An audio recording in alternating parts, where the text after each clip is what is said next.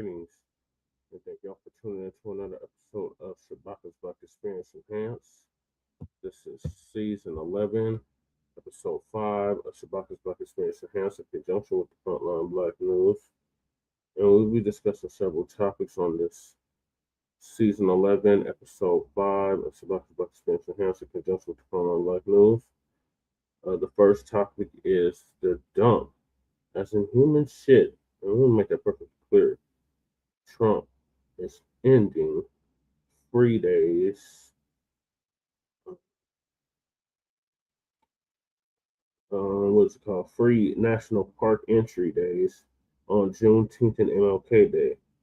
Honor our history, Trump slam for ending free National Park entry on Juneteenth and MLK Day. Then we got a political prisoner, Mumia, Abdul-Jabbar.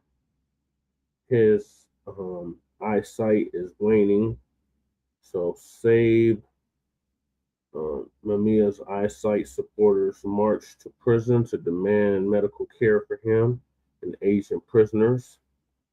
Then we got Rosa Parks and the Montgomery bus boycott that happened 70 years ago today.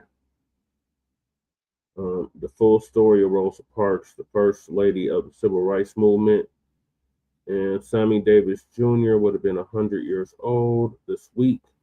Here's some videos on the life and times. And Shabaka'S Blacc Experience Enhanced is based on the 50th anniversary of the founding of the original Blacc Panther Party for self-defense. We started on Blogtalk Radio back in 2016 and have been around for 11 seasons now. Shabaka'S Blacc Experience Enhanced covers the Black experience from the beginning of time until 10 minutes ago. It is also a part of the Frontline campaign and has recently, within the last 2 years, moved from Blogtalk Radio to Streamyard. Please make sure you like and share the broadcast family. Please join us on Streamyard, YouTube, Frontline Black News. The links to all of our channels are in the description, including Frontline Black News 1, Frontline Black News 2, the backup page. Please sub up to that. If they take Frontline Black News 1 down, then we have backup with Frontline Black News 2. Hey, peace, twin. Please, peace, Mac. Thank y'all for tapping in. And then we got my personal page, Jesse Parrish, aka Chain Crewman. The RBA, the Revolutionary Agenda. Lady Chase channel, please sub up to that. She should be doing the show on Friday, so make sure y'all stay tapped for that. And then we got Jay Militant, our cousin or our local out of the Bay Area. His link is in the description. What's Cracking TV with Jay Militant. We got Kool Keezy, our brother out of here, out of the Mile High Income City, who does our intro track usually for the Frontline Black News. When we're on a paid StreamYard subscription, remember, the Democrats don't speak for me, speak for me, speak for me. That song, his YouTube link is also in the description. Our brother out of VA, Virginia, his link is in the description. Breeze Omega, shout out to Breeze Omega. My brother out of Watts, California, who's now in Houston, Texas, the Church of Black Power. His link is in the description. He just did a live too, so make sure y'all check that out. And last but certainly not least, we got our brother Black Truth United. His link is in the description, and he also came up with the B1 Rolodex, which is the modern day Green Book, and yours truly is in it from our political work. So then we got that link in the description as well. We also have the petition for reparations. Please sign it. The change.org petition link is in the description. And then support Lady Chase GoFundMe. That link is also in the description. Brother Greg Marshall Dixon, who's out of South Carolina, ran against Jimbo Jangles Clyburn back twice, actually. Back in, 2022 and 2020. His link is in the description. He has a lawsuit against the school district down there in South Carolina. He's been a teacher for over 10 years, so he's suing them for misconduct. What up? What up, Titan Debate League? B1 salute. Salute to you. A1 is in the building. Then we got the Chicago family whose mom was attacked by the students. Their GoFundMe is in the description as well. And we have copyright disclaimer under Section 107 of the Copyright Act of 1976. Unless it's made for fair use purposes, such as criticism, comment, news reporting, teaching, scholarship, and research. And I do not own the rights to the music. And if you don't understand racism, white supremacy, what it is and how it works, everything else you think you understand will only confuse you. In all 9 areas of human activity, which is economics, education, entertainment, labor, law, politics, religion. Or did I say education? Yeah, I said education, economics.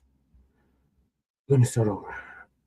Economics, education, entertainment, labor, law, politics, religion, sex, and war, and some say health and nutrition.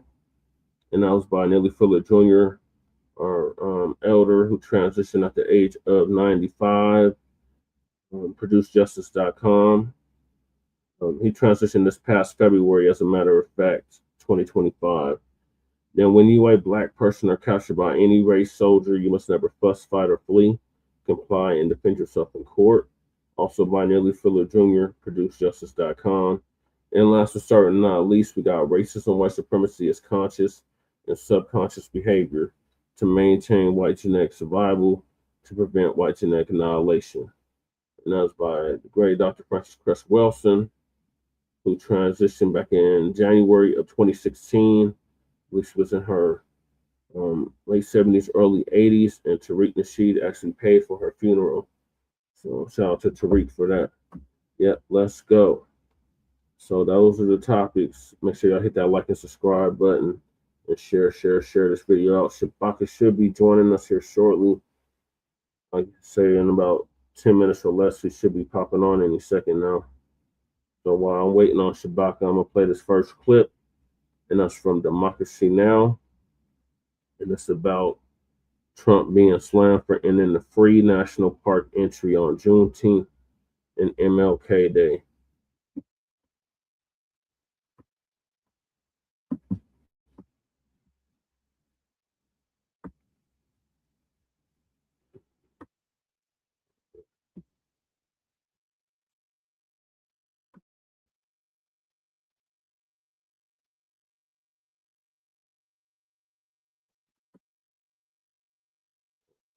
Catch up.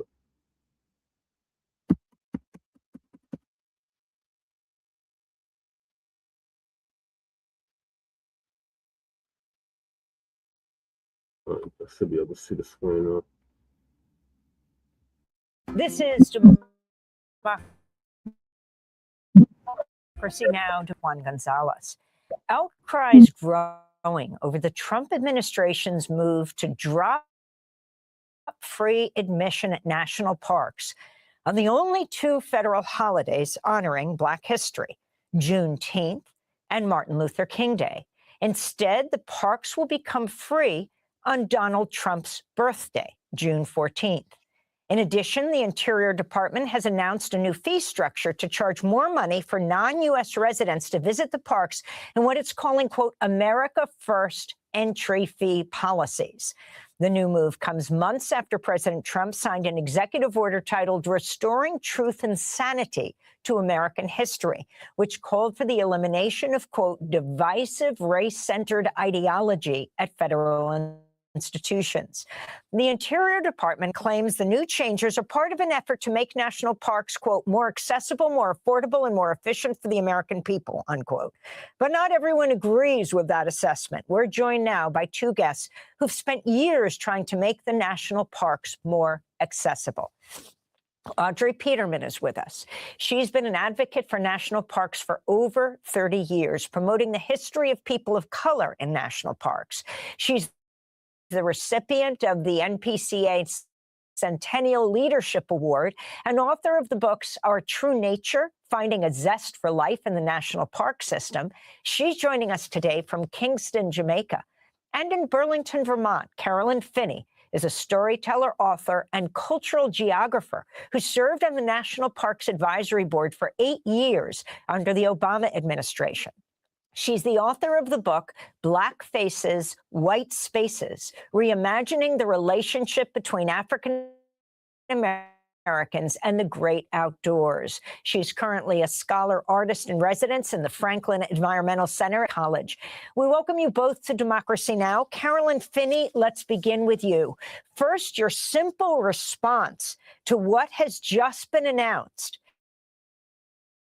that no longer will be free admission to the national parks Day and the celebration of the end of slavery, Juneteenth. Thank you. First, thank you for having me on the show, Amy. And I love how you said simple response, because I don't think there is one. But what I will say is that you can take away the holiday, but you can't erase. And it's not going to change how we feel, not just as Black Americans, but Americans in general, about honoring our history, because our history tells us who we are. So somewhere in my mind, it actually doesn't matter, not in the way that I think he hopes it matters. That's my simple response. And Audrey Peterman. Sorry, Juan. Yeah, and Carolyn, this idea of a president declaring a free admission on his own birthday. Yeah, I don't like to give it much airtime. It's his prerogative. He is the most powerful leader in the free world. That says more about him. It says actually nothing about us, and I mean us collectively as American, diminish and dismiss history that's not just Black history, it's American history, and what we all lose when that happens. So why don't you talk about what you mean by your title, Black Faces, White Spaces? Yes. What do I mean by that? Well, and the funny part is I came up with that with a white colleague who actually, we came up with that title together. I want to make sure that I say that. I was really pointing to when I was interested in looking at national parks in particular, it's because national parks historically were created as a way to represent American identity in the world. We didn't have the old cathedrals of Europe, 400 years ago, but what we had were spaces like the Grand Canyon and Yosemite and the Everglades and Yellowstone. And so when I think about the parks as a place representing American identity is diverse and deep. For me, that's the good and the bad and the ugly of who we are, who we've been, right? And so I was thinking about slavery. I was thinking about Reconstruction. I was thinking about Jim Crow segregation. When I was thinking about Black people in particular, and we could have long conversations about people of Asian descent and indigenous people, but thinking about Black people in particular, it was almost ironic that we had created this space representing American identity. But if you had Black skin, your ability to move freely in those spaces was highly limited.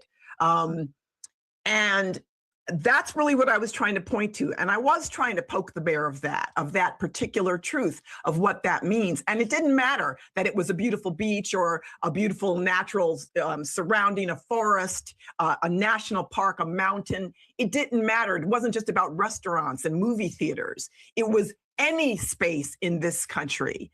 And we still have it. It's still present. It's buried deep in some of our legislation. It's buried deep in our cultural mores. It's buried deep in who we are. We still believe certain people shouldn't be living in certain neighborhoods. Certain people shouldn't be landowners. When you look about the history of farming and Black farmers and their inability to get financial support for the work that they were doing. We've been doing this for a very long time. And just because you're out in the natural environment doesn't change that. So I wanted to point to that, because the other side of that is the magnificence of those spaces, the beauty of those spaces, the fact that as American citizens, we pay taxes to support those spaces. And I believe we should be doing that.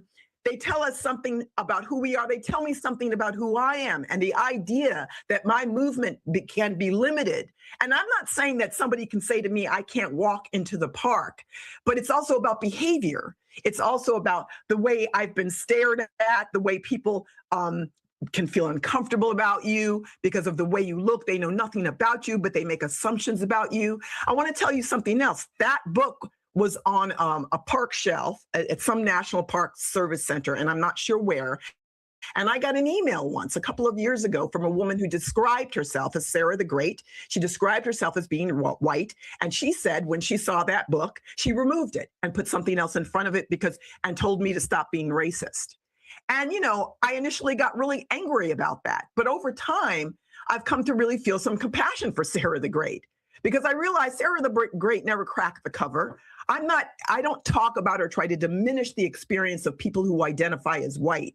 Right. But whiteness is about power, as James Baldwin said. What I'm interested in is making space for all of our stories. And the reality is, I'd love to sit down with Sarah the Great and say, what was it that antagonized you about that? What came up for you?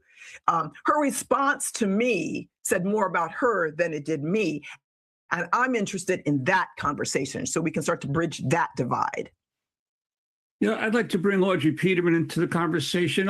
Audrey, how has the visual propaganda to the American public from Hollywood, from park marketing, from outdoor brands perpetuated this myth that Black people don't belong in the wilderness?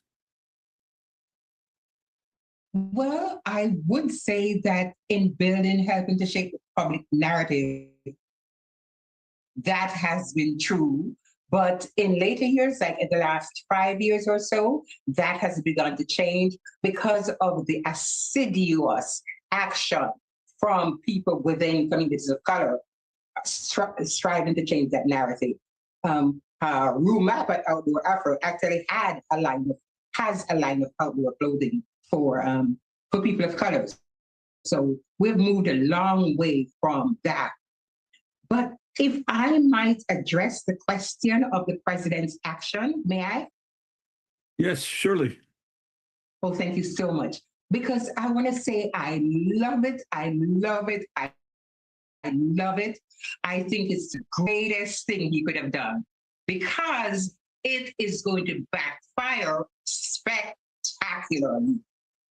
For multiple years, people like Dr. Carolyn and I and other Black and brown environmental and national park leaders who are domiciled together at the Diverse Environmental Leaders Speakers Bureau, we have been striving to have this conversation about what the national parks are to America, right? Who gets to enjoy them and the stories they have, right? And as you can imagine, that conversation has dissipated tremendously since January 20th of this year. And now, lo and behold, we're talking about it because the president aligned himself with racial animus against the national park and an American hero. I think that there are people who didn't even know that Martin Luther King had anything to do with the national park system, but now they do. And there's a common thing, a common parlance that says there's nothing that you can do to make people take greater interest than to have them feel that. We want to salute Breeze. Yes, she do look full tether. She gonna eat some shark bait. Go eat some shark tether. Yeah, she tethering. Yeah, you see where she's reporting from, Kingston, Jamaica. So it's pretty self-explanatory right there. Yeah, she's trying to tether on to our experience here in this country. You're trying to keep something from them.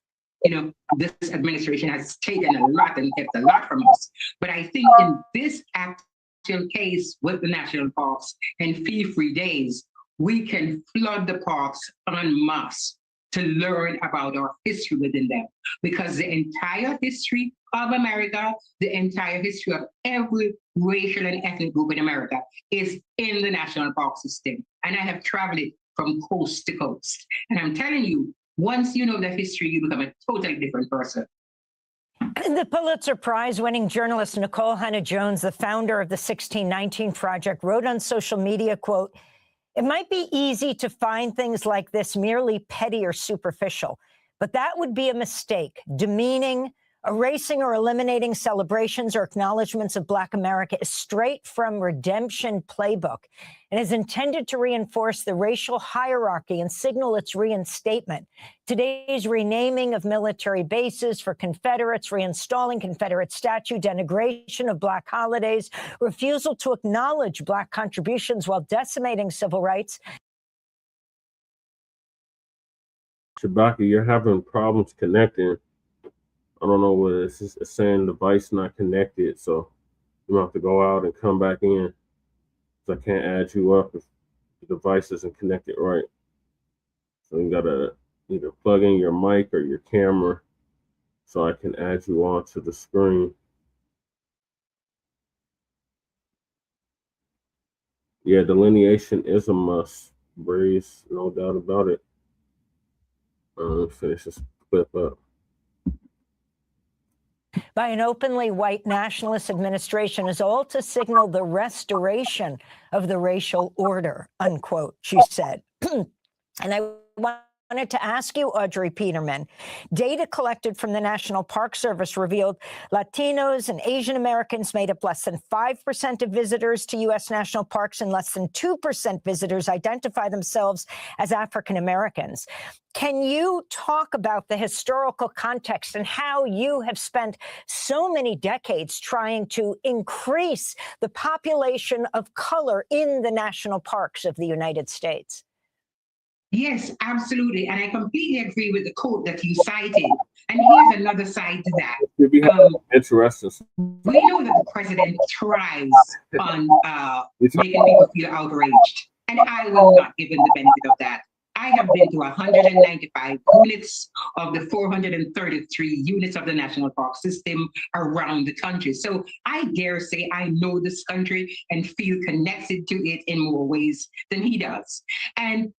Or that a lot of other people do. And you hear that, Bree? She says she knows this country and she feels more connected to it than Trump does. I've done all the national parks in Virginia, Maryland, and Pennsylvania. Yeah, I just did the ones here in Colorado. Rocky Mountain National Park. I haven't been out to the Great Sand Dunes yet. Let's see what else. I wanted to go to the Grand Canyon. I haven't been out there yet.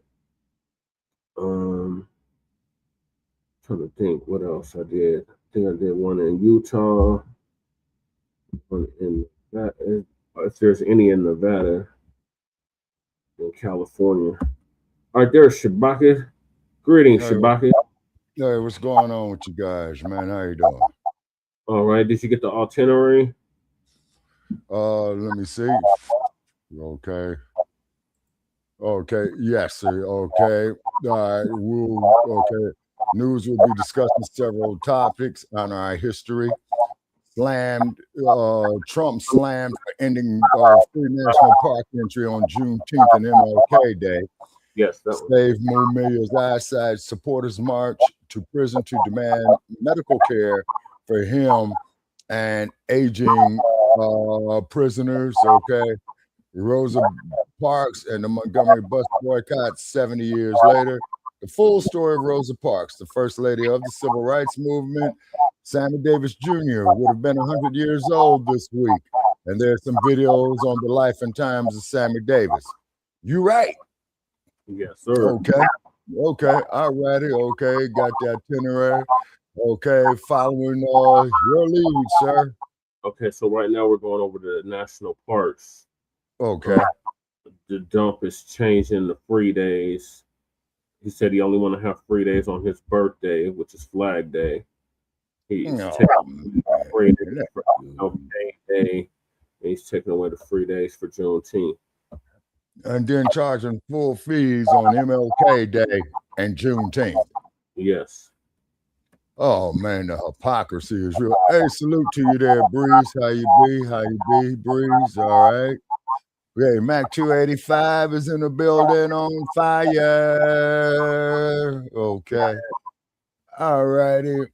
And I'm going through it. Las Vegas is a little cool. I'm in a bunch of pain. You know what I mean? And my ass is probably going to have to be going into the hospital. Oh no, we can't have that, Shabaka. Yeah, man. You know what I'm saying? Your boy's in bad shape, but the trigger finger still works. Yeah, well, that's a plus. Okay, Yeah. Are there any national parks in Nevada?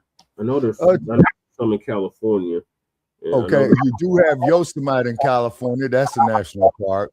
You got the Grand Canyon National Park, you know, down there in Kona. I cannot say right offhand, Brother Che, but I would have to research that. Hold on. Let's do some searching here. Okay. National parks in Nevada. Okay. National. You don't hear me typing, do you? No. Okay. Oh, yeah. Now I do. Okay. All right, okay, we got national parks in Nevada map, national parks in Nevada state. Okay, all righty. Believe it or not, you do. Okay. You have America the Beautiful passes, the national parks and federal recreations lands passes, Lake Mead, okay. And also, too, let me see here. You have national parks of the Great Basin near Baker, Nevada. Okay, you have to is that in southern Nevada or northern Nevada? No, these are in southern Nevada, sir. Okay. Those two. And then you have Lake Mead National Recreation Area near Boulder City. Okay, which is near where we steal all your water. You know. Oh, you better hope the Broncos win the Super Bowl. Man, I'm going with the Bears, man. You know, and then they got one state park right here. You know what I mean? And then they talking about Death Valley. Okay, that there's in California, as you know. Then they got all this advertisement, man. You know what I'm saying? You know, the park tours. You know what I mean, and stuff like that. And then I'm going here to the list of national parks here in the Silver State. Okay. Nevada has 4 national parks. Death Valley National Park. I don't know why they call it Death Valley when that's in California. Great Basin National Park. Lake Mead National Recreation Area. And Tulare Springs Fossil Beds National Monument. Okay. These are all Nevada. Yeah, these are all in Nevada, and man, it ain't nothing but desert. You know what I'm saying? Okay, Death Valley National Park is renowned for its extreme temperatures and dramatic desert landscapes located in eastern California and Nevada. Okay, so Death Valley goes into California and Nevada. It boosts the lowest point in North America, Badwater Basin at 282 feet below sea level. The park features striking geological formations, vast salt flats, sand dunes, rugged mountains, making it a haven for outdoor enthusiasts and photographers. This unique ecosystem supports diverse flora and fauna adapted to the harsh conditions. And then it's got its advertisement and stuff like that we're not going to put out, you know, because they're going to have to pay us for advertisement. Okay, we also have the Great Basin National Park, situated in eastern Nevada. It's known for its diverse range of environments, from desert valleys to high alpine peaks. The park's centerpiece is Wheeler Peak. Now get this here. It rises 13,063 feet and offers stunning views and challenging hikes. Great Basin is also home to the ancient bristlecone pine tree, some of the oldest living organisms on Earth. The park's Lehman Caves with the intricate limestone formations are a popular attraction for visitors. And then, of course, we already read about Lake Mead. I had to say this right here. Lake Mead National Recreation Park, spanning southern Nevada and northern Zona, is the largest reservoir in the United States, formed by the Hoover Dam on the Colorado River. So we're stealing more of your river water. The area offers a variety of recreational activities, including boating, fishing, swimming, and hiking. Its vast expanse of water and surrounding desert landscapes provide a unique and picturesque environment for visitors. The area also features striking rock formations and an abundance of wildlife. So that's telling me, man, that Jake the Snake is out there big time. Do you know what I'm saying? Oh, so I just moved National Park. It looks like it's just outside of Ely. Oh, okay, yeah. Ely, Great yeah, Basin it's National way Park. up there. And Ely, them there is hillbillies up there for real, sir. You know what I'm saying? Yeah, I know. That was nothing but hillbillies. I remember I got stranded out there for a day and a half. Uh-oh. Are you still there, Shabaka? Oh shit, we lost Shabaka. God damn it. Shabaka clicked on something. Says device is not connected. Shabaka, you have to go out and come back in. While we're waiting on Shabaka to get back in, I'm gonna let the split finish up. That's why we have been trying to get the word out, particularly to Americans of color, to say, look, you need to embrace the national parks, get to know about the national parks, and visit them in order to see the tremendous historic contributions and legacy that your ancestors have left here. So I think that there's a lot of there's a very false understanding about America and also about the national park system. And I will tell you this: you know that old story about the 6 blind men who went to see the elephant? They'd heard about this amazing animal, and one fell against its trunk and said, "Oh, it's a snake." You know, that is kind of what we're like in America now. And the national park system provides the anatomical material of what our country is. And this is why we've been trying to get the word out for 30 years, ourselves and many other people. But it's, you know, it's a heavy lift to let 150 million people who don't know about the national parks. And when they hear about a national park, they probably only think of that little playground down the street. And they don't, you know, Yellowstone can hold New York City 11 times. And Yellowstone has half of all the geysers on Earth. They don't know that the Buffalo Soldiers were the ones who saved the giant sequoias in Sequoia National Park and in Yosemite National Park. There are millions of people from all over the world to see these 3,000-year-old giants that were alive at the time Jesus walked on Earth. I mean, the national parks have so much to offer every racial and ethnic group and every American. My God, I really think that this conversation that the president has opened by trying to shut out Martin Luther King and trying to shut us out of the holidays has opened a keg, which I hope will inure to greater awareness among all Americans and greater passion and love for our national parks. Audrey Peterman, I want to thank you so much for being with us. Audrey Peterman has been an advocate for national parks for over 30 years, promoting the history of people of color in national parks, author of the books Our True Nature, Finding a Zest for Life in the National Park System.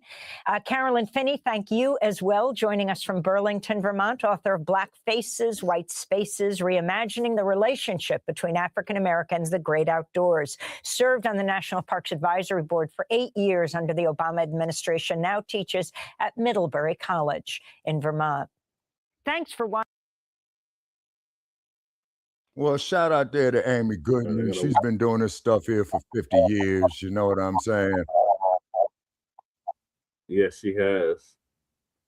Breeze don't like her though, because she said some racist ass shit. Oh, really? Years back. Oh, enlighten me. Yeah. If he's still in here, I'm sure he will. Yeah, enlighten me, Breeze. Yeah, stuff like that I need to hear immediately. He said that he's visited all the national parks in Virginia, Maryland, and Pennsylvania. Mm-hmm. Okay.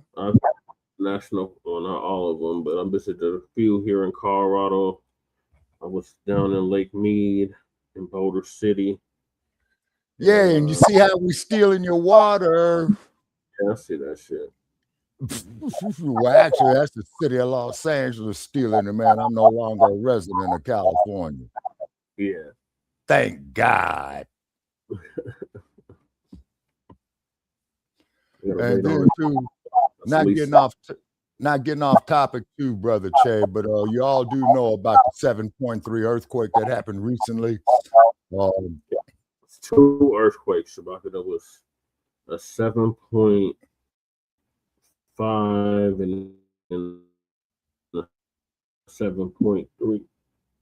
Okay. Both of those will bring down your house. Yeah, I think she's still alive. Yeah. Both of those will bring down your house. And like I said, if you're in an earthquake like that, okay, the first thing you need is water. Go trade for it, go buy it, steal it. You're going to need it by any means necessary. You see what I'm saying? Yeah. I think Lisa's still alive.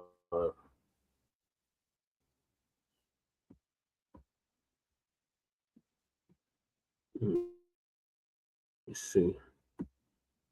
She was live. But she talked about this too. So what national parks have you been to, Shabaka? Okay, I've been through Yosemite. Okay. And let me see. I've been through the Angeles National Forest. I don't know if that will qualify as a national park. Okay. And I have been up there to Lake Tahoe. You know what I mean? Yep. I think national park. And let me see. And I think I've been by the Grand Canyon, but I have not been in the Grand Canyon. This goddamn thing. Okay, let me change mics. Okay.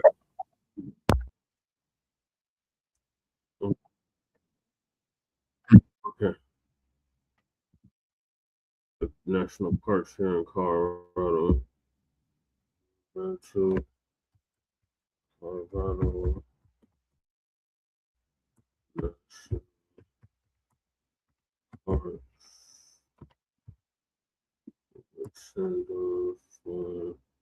Rocky Mountain National Park.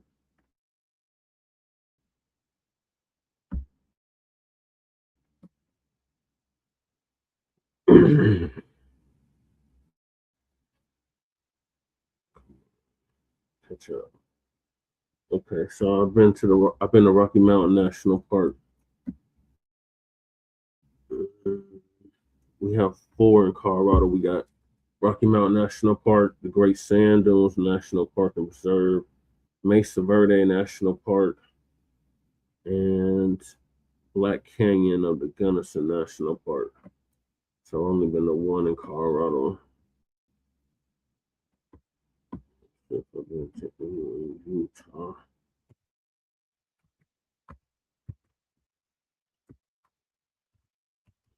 Check it out.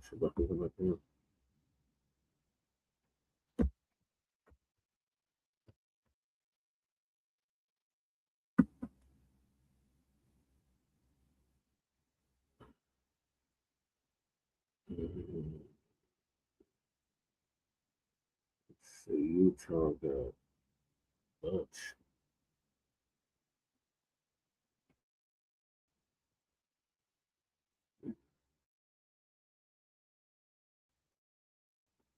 Done.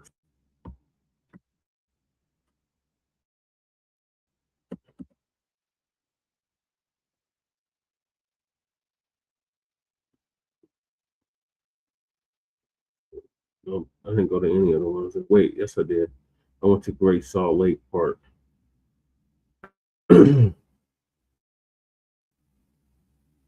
Great Salt Lake State Park.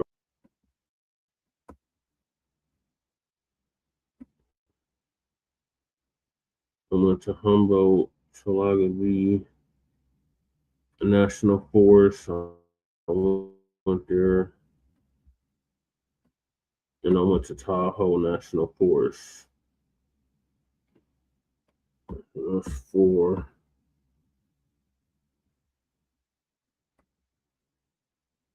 So I've been to like 4 national parks between California, Nevada, Utah, and Colorado. Wait, 5 actually. 5. I just say I went to Lake Mead. 5.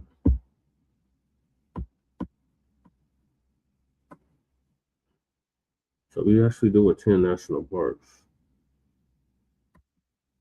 Let me see. Okay, I'm gonna bring you back on, Shabaka. All right, Shabaka. Okay. I just counted up how many national parks I've been to. It's a 5. Okay.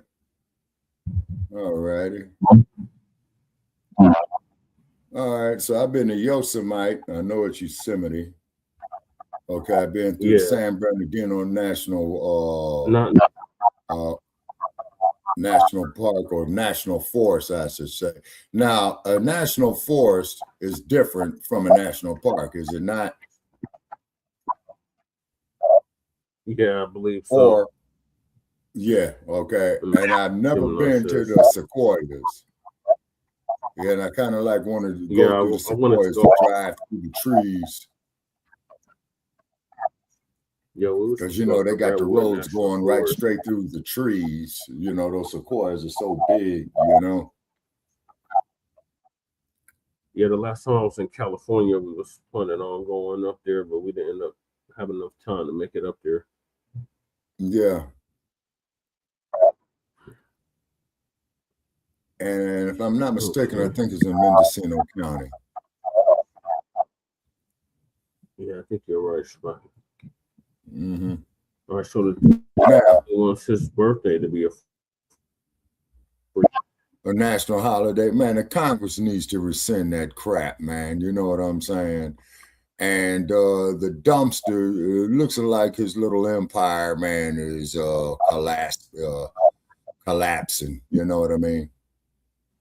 And hopefully those repubs can get a lot more infighting going on so they can be divided amongst themselves. You're still going in and out, Shabaka. I don't know what it is. Man. Is it your connection, your Wi-Fi connection? Or are you on the Bluetooth? No, because it's showing. No, I'm on the Bluetooth, but my connection is showing at 100%. Or you have all your bars? Yep, I got all my bars.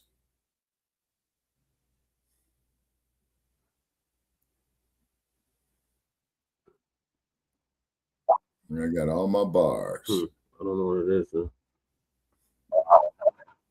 Okay. Now I can hear you clearly. All right, so shame on you, don't, for this nonsense. I was going to play Lisa's video, so I don't want to get a copyright strike.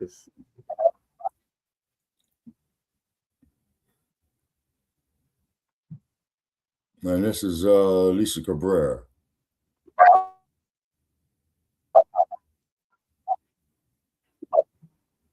Yeah, she's having coaches on her stream. I want to play her live stream because she's live right now. She hasn't ended the stream. So I just moved to the next topic because I don't want to copyright strike. Because people will strike you if you play their live streams while they're live. All right, so in other news, our political prisoner Mumia Abdul-Jabbar is on the verge of losing his eyesight. He's on the verge of going blind. So Democracy Now! is going to give us an update on that. Save Mumia's eyesight. Supporters march to prison to demand medical care for him and Asian prisoners.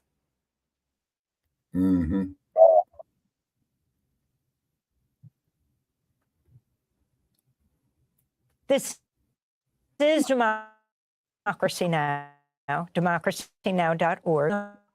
Abu Jamal was arrested on this day in 1981 for the murder of Philadelphia police officer Daniel Faulkner, for which Mumia Abu Jamal has always claimed innocence.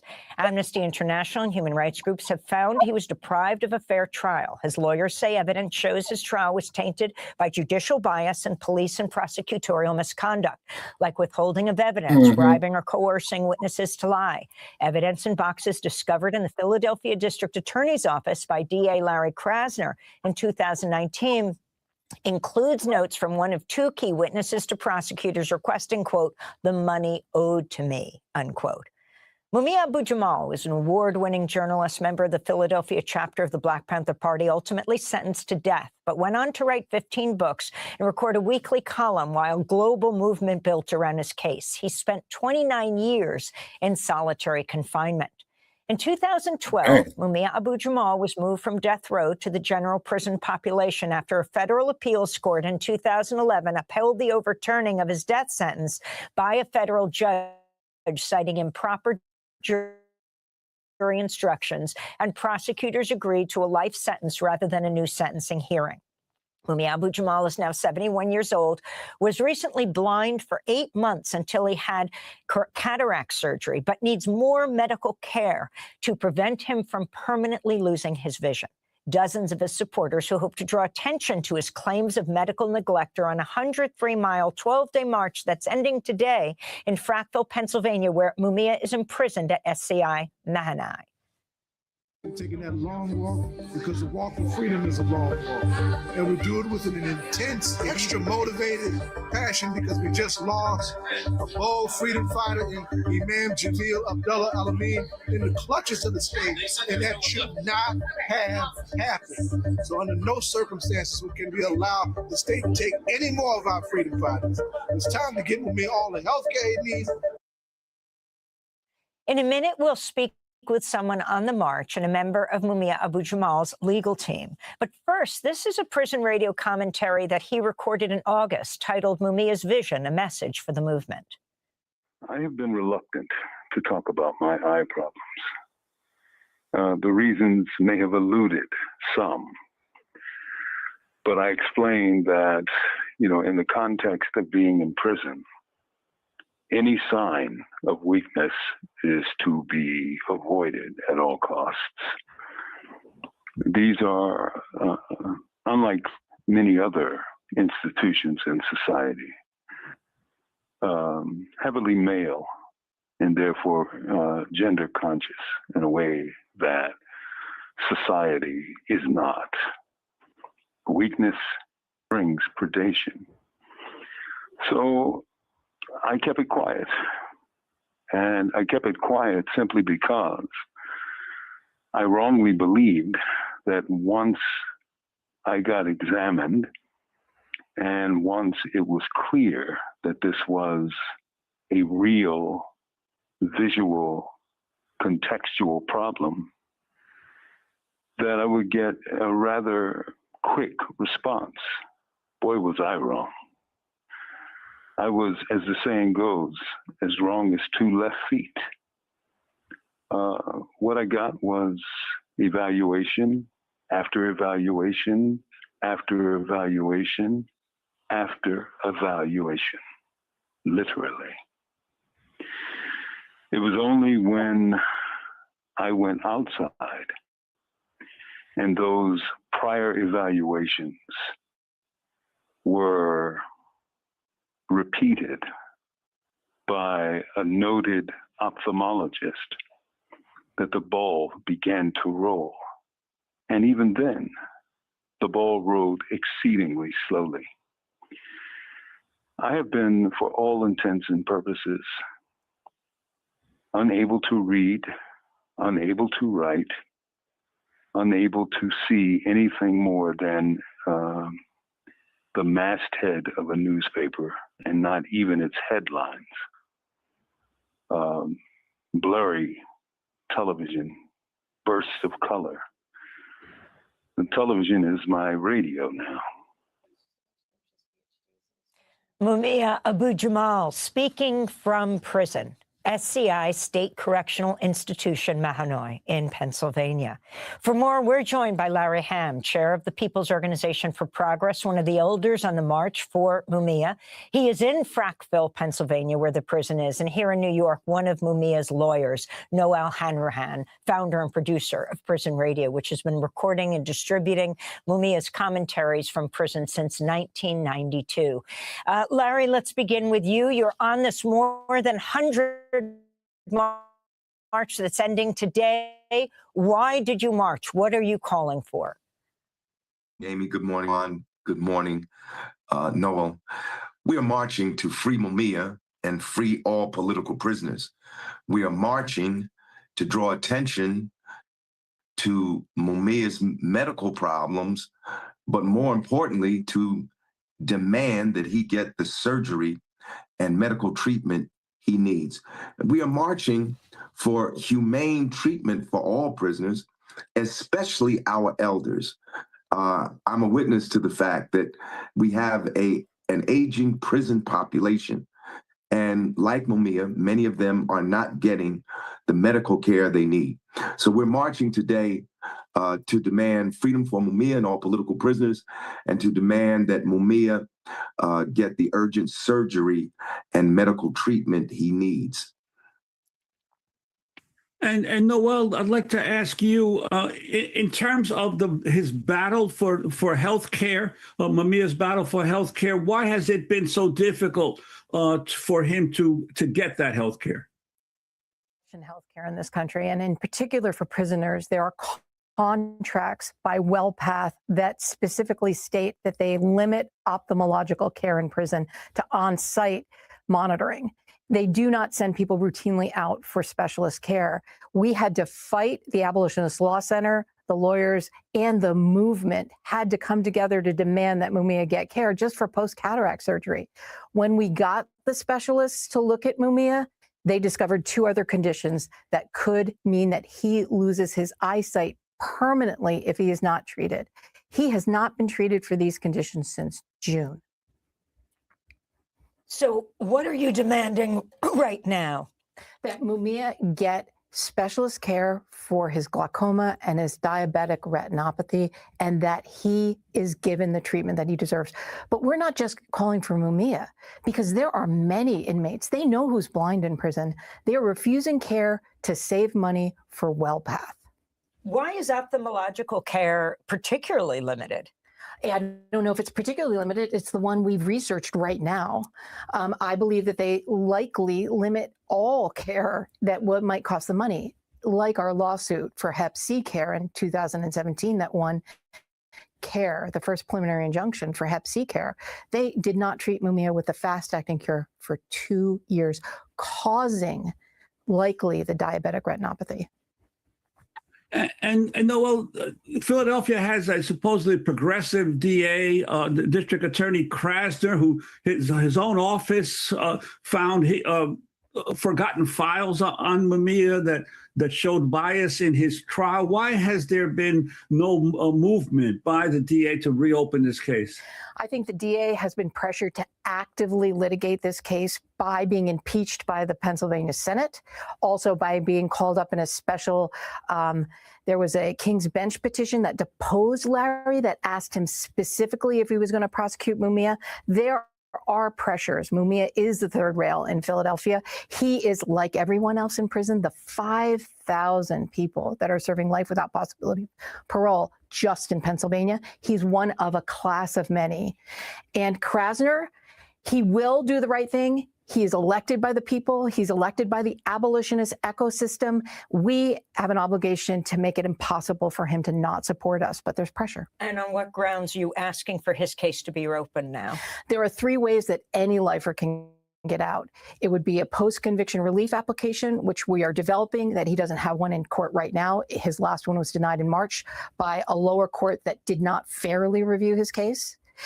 He can also go through the pardon board, which is a 5-member panel, and also the governor. 6 have to be unanimous, or compassionate release, which is extremely limited. Finally, if you can comment, Larry Hamm, on what you're doing today in front of the prison in Frackville, Pennsylvania. What this more than 100-mile march has meant for you. You're about the same age as Mumia Abu-Jamal. I am exactly the same age as Mumia, and our birthdays are in the same month. Yesterday, we reached the 100-mile mark, and today we will march the last 3 miles to Mahanoy Prison, where Mumia is incarcerated. We will have a press conference and a rally there to once again make the call for Mumia to get the medical care that he needs, and for all prisoners, especially our elders, to get the medical care and that Noel they need. Hanrahan, 10 seconds. It's relief from the inside out. This was built by prisoners. It was built by prisoners' families, the Abolitionist Law Center, Salim Holbrook, Brett Grody, the lead attorney. We are going to win and create the world that we deserve. Noel Hanrahan is one of Mumia Abu-Jamal's attorneys and founder and producer of Prison Radio. Larry Hamm is chair of the People's Organization for Progress on the March for Mumia, speaking to us from Frackville, Pennsylvania, where he is imprisoned. I'm Amy Goodman with Juan Gonzalez.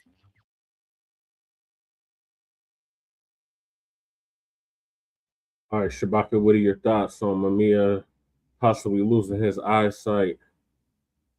Well, I'm very, very sorry to hear the brother losing his eyesight, but if there's medical availability for them to correct that, and if they do not do that, I believe that would constitute cruel and unusual punishment. Yes, I agree, Shabaka. And you would know more about that than I would, because you're more educated than me in that field. Okay, but once again, it just shows the damn hypocrisy of this bullshit.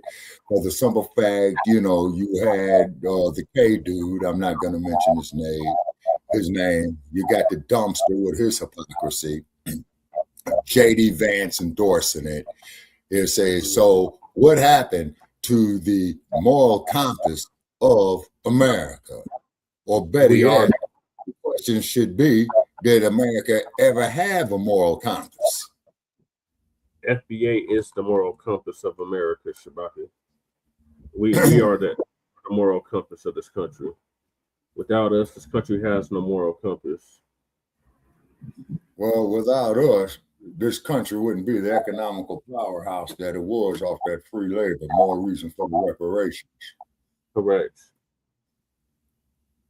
But yeah, in addition to that, we are the moral compass of the country. You think about every human rights, civil rights movement, FBA was behind all of that, going all the way back to antebellum slavery. Please define the word antebellum. Is that evil, madness, all rolled up into one? Yeah, pretty much. It's like another way of saying the jure slavery, chattel slavery. Yeah. Down in the South. Yeah. Thank God I'll never set foot in that motherfucker again, man. I'm telling you. Yeah. Yeah. Different kind of energy, definitely. Yeah. I feel that peace with the ancestors, though, when I was down there. Yeah. And I'm just glad I wasn't down here in that humidity, man, because it was in the wintertime that I went down there, and what have you. Yeah, every time I went, it's been in the summer. Woo, you're a better man than me. Yeah, because when I went to New Orleans, it was the summer. It was yeah, that's another city I'm not never setting foot in. It was September. Yeah, just before the autumnal equinox. Yeah. Coming up here, business convention. Remember when I used to sell the coffee, Shabaka? You know what I'm saying? Okay. That's how I met Rod Smith, former Bronco. Oh, okay. I've heard of Rod Smith. Yeah. He used to do the blackjack commercials. Oh, okay. And once again, Raiders, here in Las Vegas, get out of town or change your fucking name. Yeah, I don't think nobody wants them. Yeah, Man, Bacc was an embarrassment, man.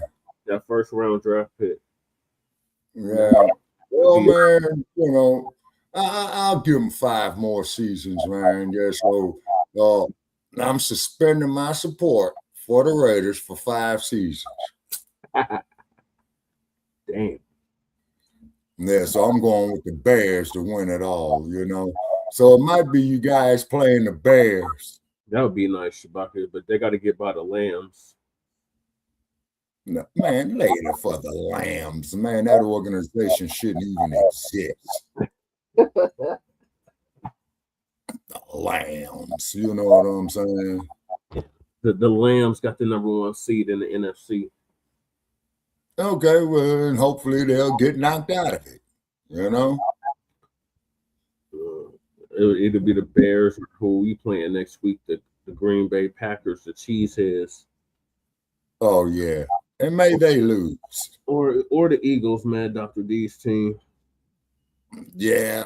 And too bad Mad Dr. D is no longer with us, man, because he would be calling my ass up. Man, well, you know, the Bears and the Eagles, man, might go to the NFC. You know? The Cowgirls. No, they done. Yeah. You know. Yeah, how about them Cowgirls? Yeah. You know what I'm saying? I thought it was their year. It's always their year. Yeah. Yeah. But like I said, man, when it comes to anything down south, brother, I wanted to see it lose. You know what I mean? Because of the history there. Yeah. Well, that's being a black racist, Shabaka. You know, to quote idiots on the internet. And to all you assholes out there that say I'm a black racist, I got a question. Please let me know what police department that we control besides none. Please let me know what kangaroo courts that we control besides none. Please let me know what type of district attorney offices, you know, that fabricates cases against people. You know what I'm saying? Please let me know what we control on that besides none. Prove me a liar. Right. So getting back to Mumia, like, this is a bad situation. Like they said, the person is Asian, and they really need to do something. Does he have any living family, any children, nieces, nephews, anything like that? I'm pretty sure he does, and they'll probably participate in that march. That march was yesterday. That march ended yesterday, so hopefully they were effective with the march. Right. Okay. Let's see if I can find Then again, Trump, he controls all these courts. You know what I'm saying? Yeah, he controls the federal courts. Yeah.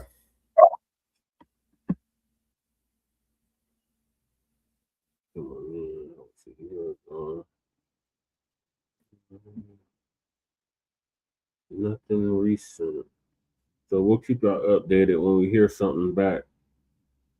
Right. Effective or not. And it would be nice if we could reach out to Mr. Mumia. Yeah. And ask him to come on our platform and you know, address us. You know what I mean?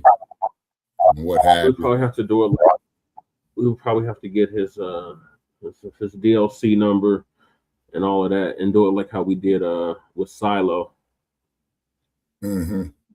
Where it kept saying, this person is an inmate in the blah blah blah institution. Oh yeah.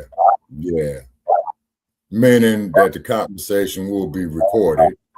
Mm-hmm. Well, all this stuff that we're doing right here is being recorded. Yeah. It is. Mm-hmm. All right, so, and also in other news, Rosa Parks, who you met, Shabaka, it was 7 years ago that she did the Montgomery bus boycott, but she refused to give up her seat on the Montgomery. And so she was trying to go to jail. And Ms. Rosa Parks, who I met, she was a frail lady. You know what I'm saying? But it took a whole lot of guts to do what she did. You know what I mean? Right. It took a whole lot of guts what the heavyweight champion did in 1967. Just like it took a lot of guts of what Dr. King did, you know. Took a lot of guts of what the X-Man did. You know what I mean? Right. So we got some unsung heroes out there. Not to mention. Now it's like always. Okay, you got feedback, Brother Check. Countless. Do I still have feedback? Okay, you sound cool now. Okay.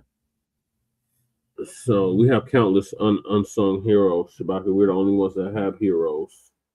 The white supremacists don't have no heroes. That's why they make them up in barbarians. Right. So Amy is going to give us an update on this. Rosa Parks and the Montgomery bus boycott 70 years ago. And then I have a short story about the history of Rosa Parks. Okay. We turn now to look at lessons from the Montgomery bus boycott, which started 70 years ago this month, December 5th, 1955, after the civil rights pioneer Rosa Parks was arrested days earlier for violating segregation laws when she refused to give up her seat on a city bus to a white man. The year-long boycott would help spark the civil rights movement. This is Rosa Parks speaking to Pacifica Radio in April of 1956 in the midst of the bus boycott. The driver said that if I refused to leave the seat, he would have to call the police, and I told him, just call the police. He then called the officers of the law. They came and placed me under arrest. Violation of the segregation law of the city and state of Alabama and transportation. I didn't think I was violating any. I felt that I was not being treated right and that I had a right to retain the seat that I had taken as a passenger on the bus. The time had just come when I had been pushed as far as I could stand to be pushed, I suppose. They placed me under arrest. Rosa Parks in a Pacifica Radio interview in 1956. For more, we're joined by the historian Jean Theoharis, professor of political science at Brooklyn College, author of 13 books on the civil rights movement, including The Rebellious Life of Mrs. Rosa Parks. Also, there's a young adult version of the book and a documentary by the same name. You just wrote a piece in The Guardian, Professor Theoharis, headlined, "What We Get Wrong About the Montgomery Bus Boycott and What We Can Learn from It." Teach. Thank you. It's so great to be here. So I think the ways that we now remember and honor the Montgomery bus boycott is that it was the right action with the right person, and it was sort of destined to succeed. And that in the United States, if you have the right action, right, injustice is vanquished. And that is a comfortable story, but it's not an accurate story. All right, let's start with Rosa Parks. As you just mentioned, she is a longtime activist by this point. She's been active for about 20 years. In fact, this is not going to be her first bus stand. She had been thrown off the bus by this very bus driver and other bus drivers because she refused the practice. Some bus drivers would make Black people pay in the front, but have to get off and reboard in the back.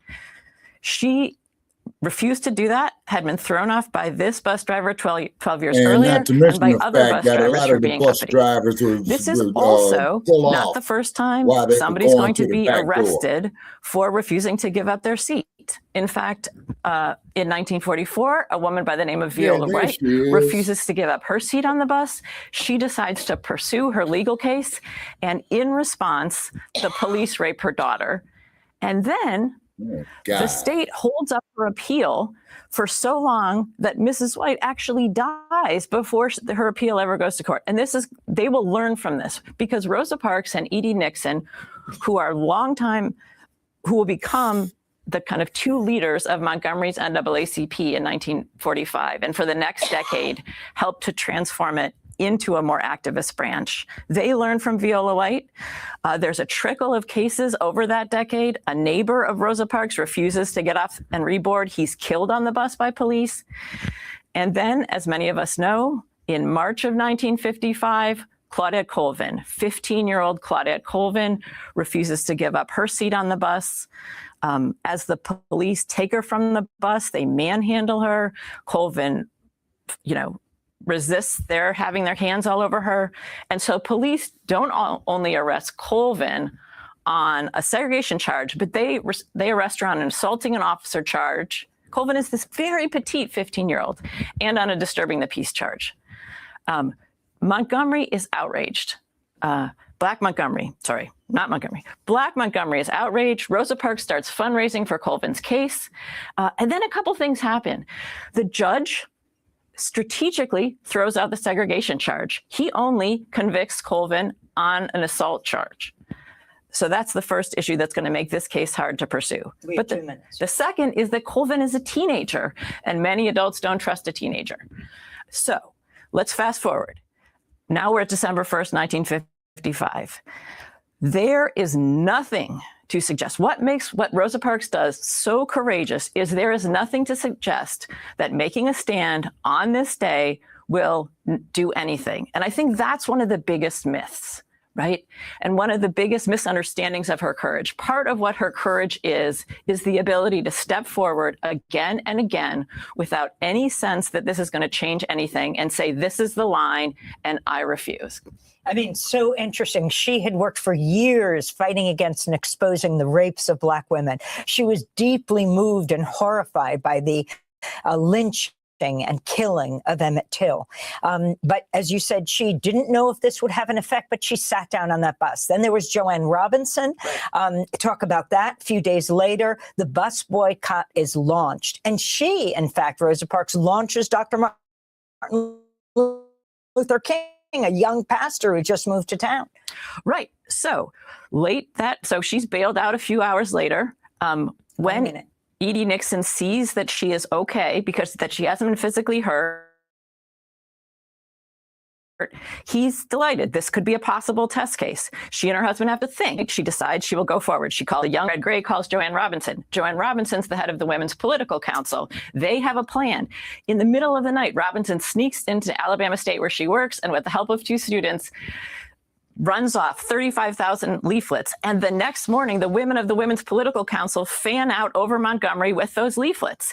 They're originally calling for a one-day boycott. But it ends up being a year. And 1 year later, the final result. The buses are desegregated. It's not about walking. They organize this incredible carpool system. They set up 40 pickup stations all around the city. They're giving, at its peak, 15 to 20,000 rides a day. All of this, right, exceeds every time people take a step.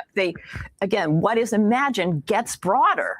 And they turn it from a one-day to a year-long boycott from first come, first served. That's the story of Rosa Parks. To go to all our interviews with Jean Theo Harris on the rebellious life of Rosa Parks. I'm Amy Goodman. Thanks so much for joining us. That should have been a longer segment. segment. I wonder why we feel the way we do. Yes, they were pressed for time. Yep. Yeah, and they Shabaka, wonder why we feel the way. In regards.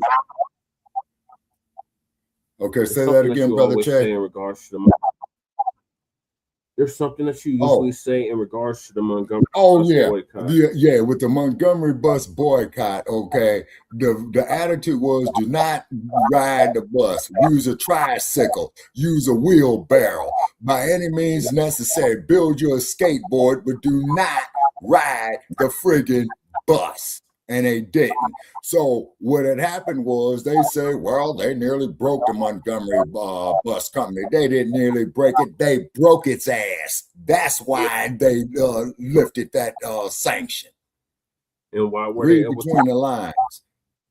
Hit them where it hurts, in the pocketbook.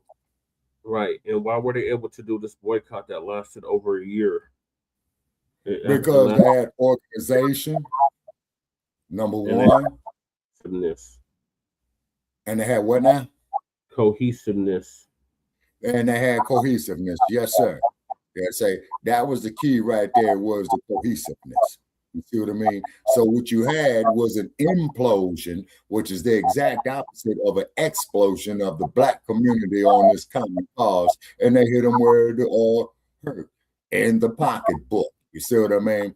And I don't know, man, if I had sent you that clip, man, of that interview with Jim Brown and Lester Maddox, the governor of Georgia. No, I haven't seen it, Shabaki. Okay, I'm going to try to pull it up and send it to you, okay?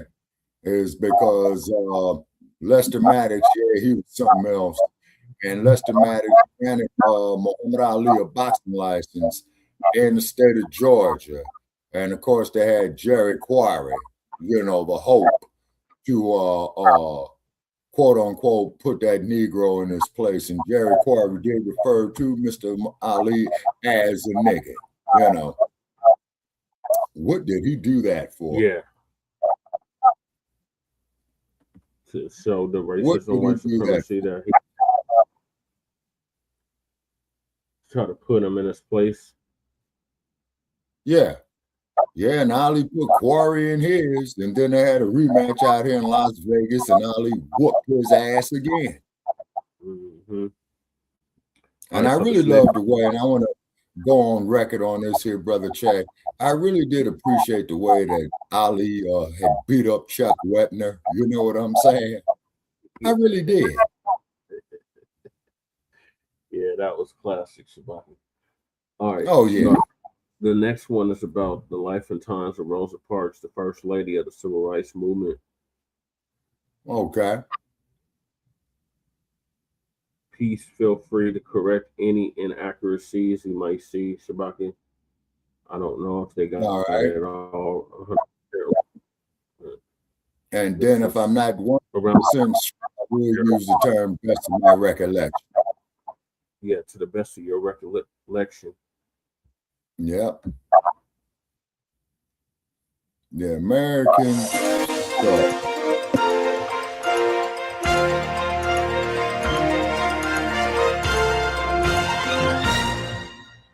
Is that our man out of the shop?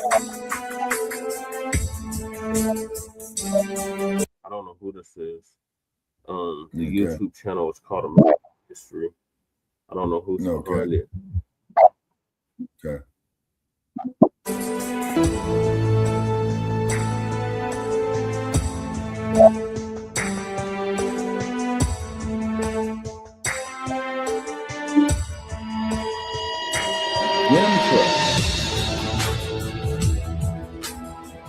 I have a dream that one day this nation will rise up, live out the true meaning of its creed. So even though we face the difficulties of today and tomorrow, I still have a dream.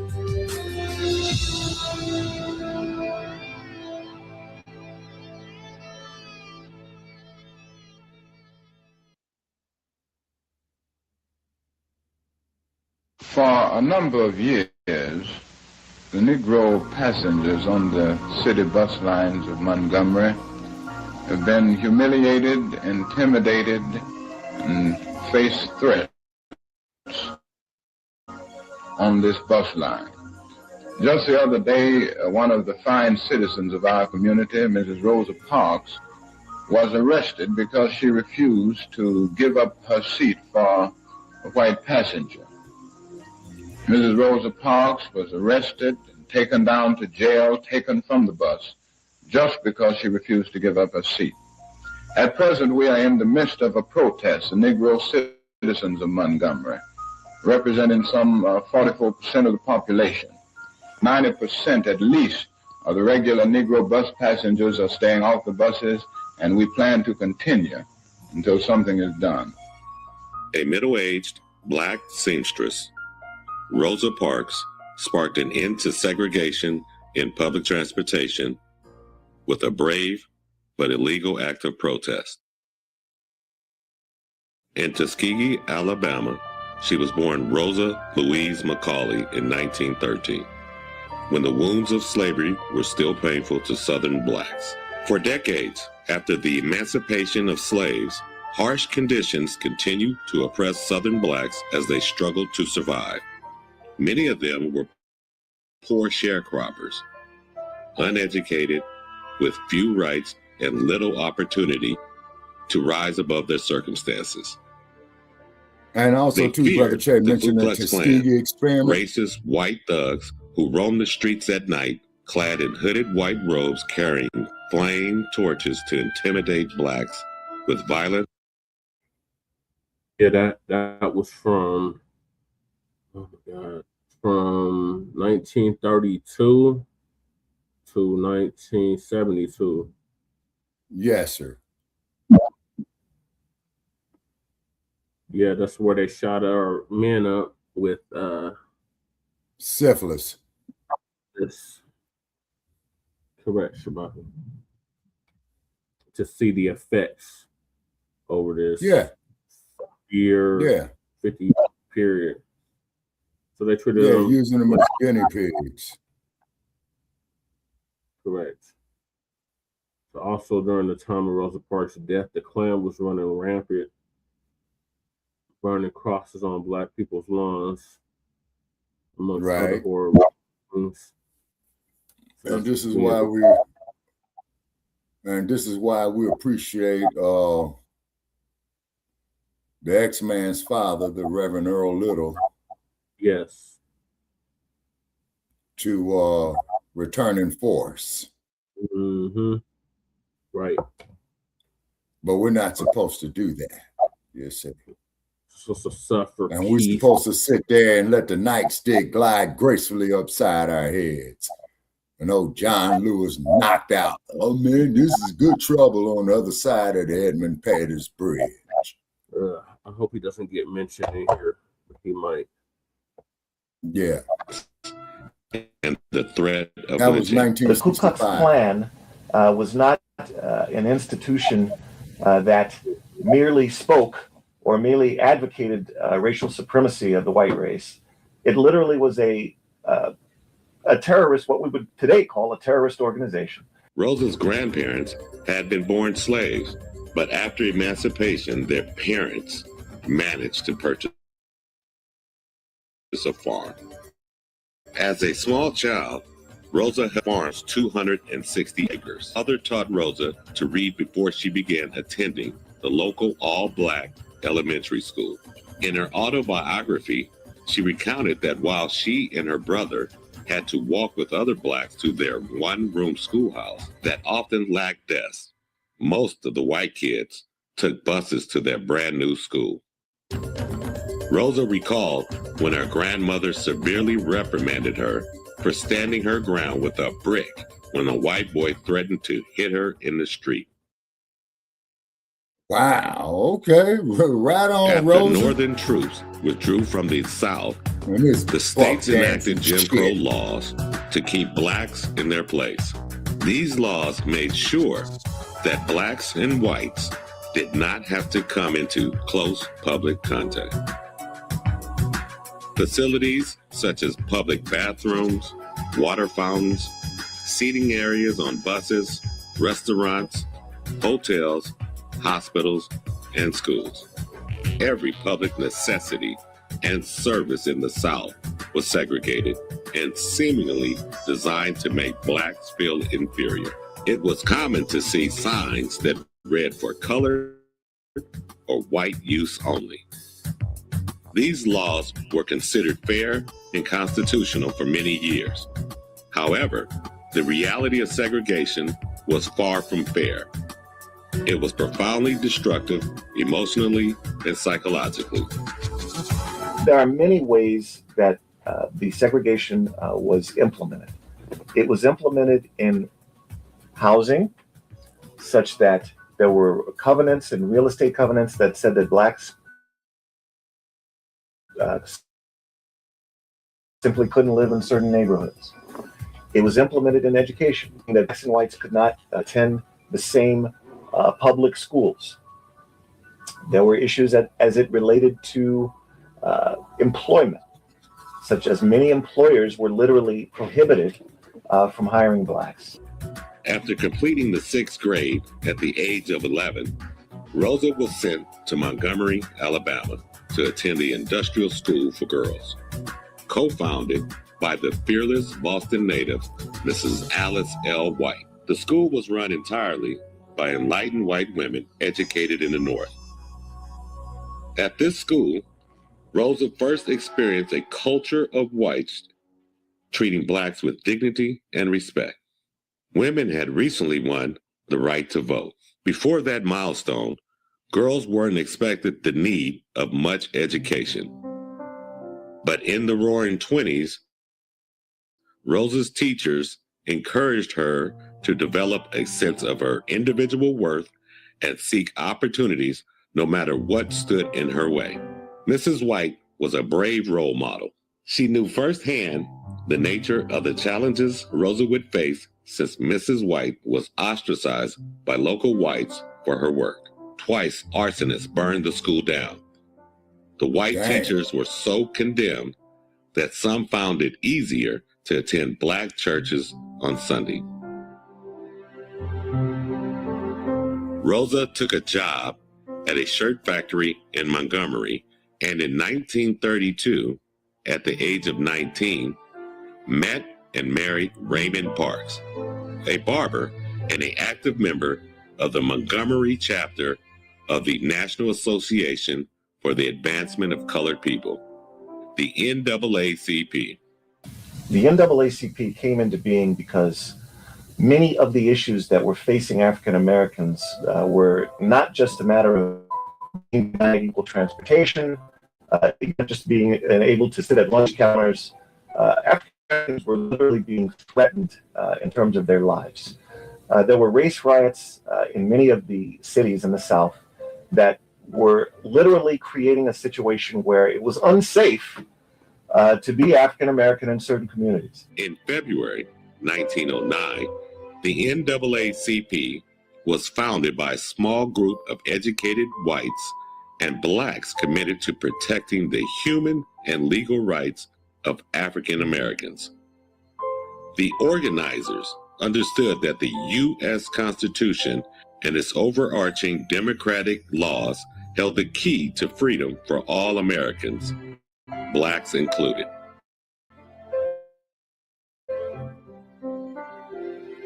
The 15th Amendment of the Constitution gave black men the right to vote in 1870.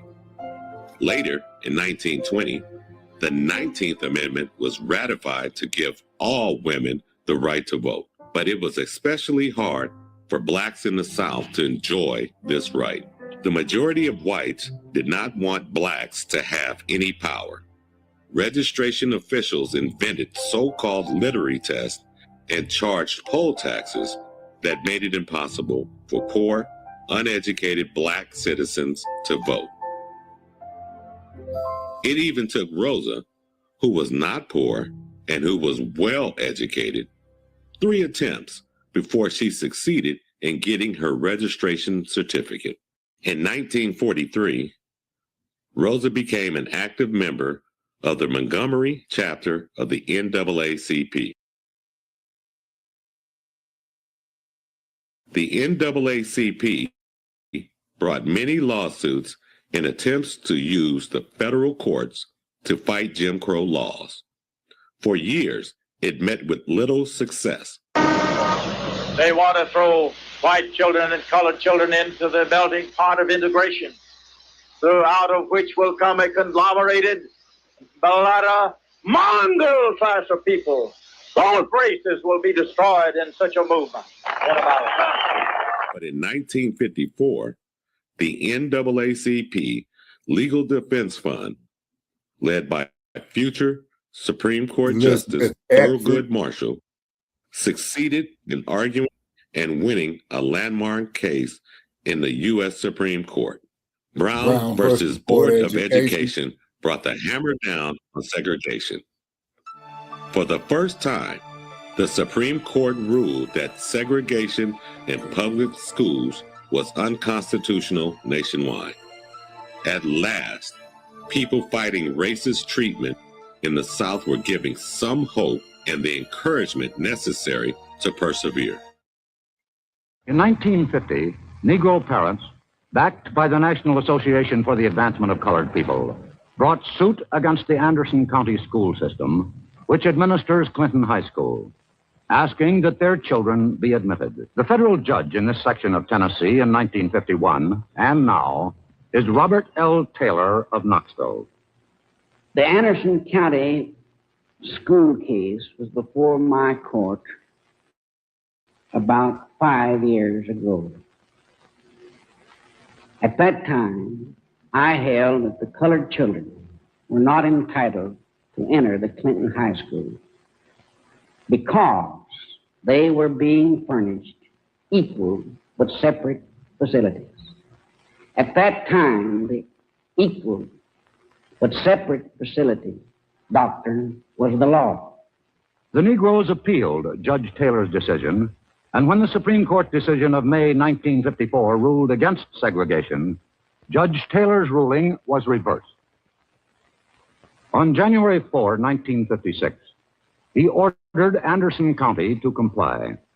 It is the opinion of this court that desegregation as to high school students in that county should be effective by a definite date, and that a reasonable date should be fixed as one not later than the beginning of the fall term of the present year of 1956.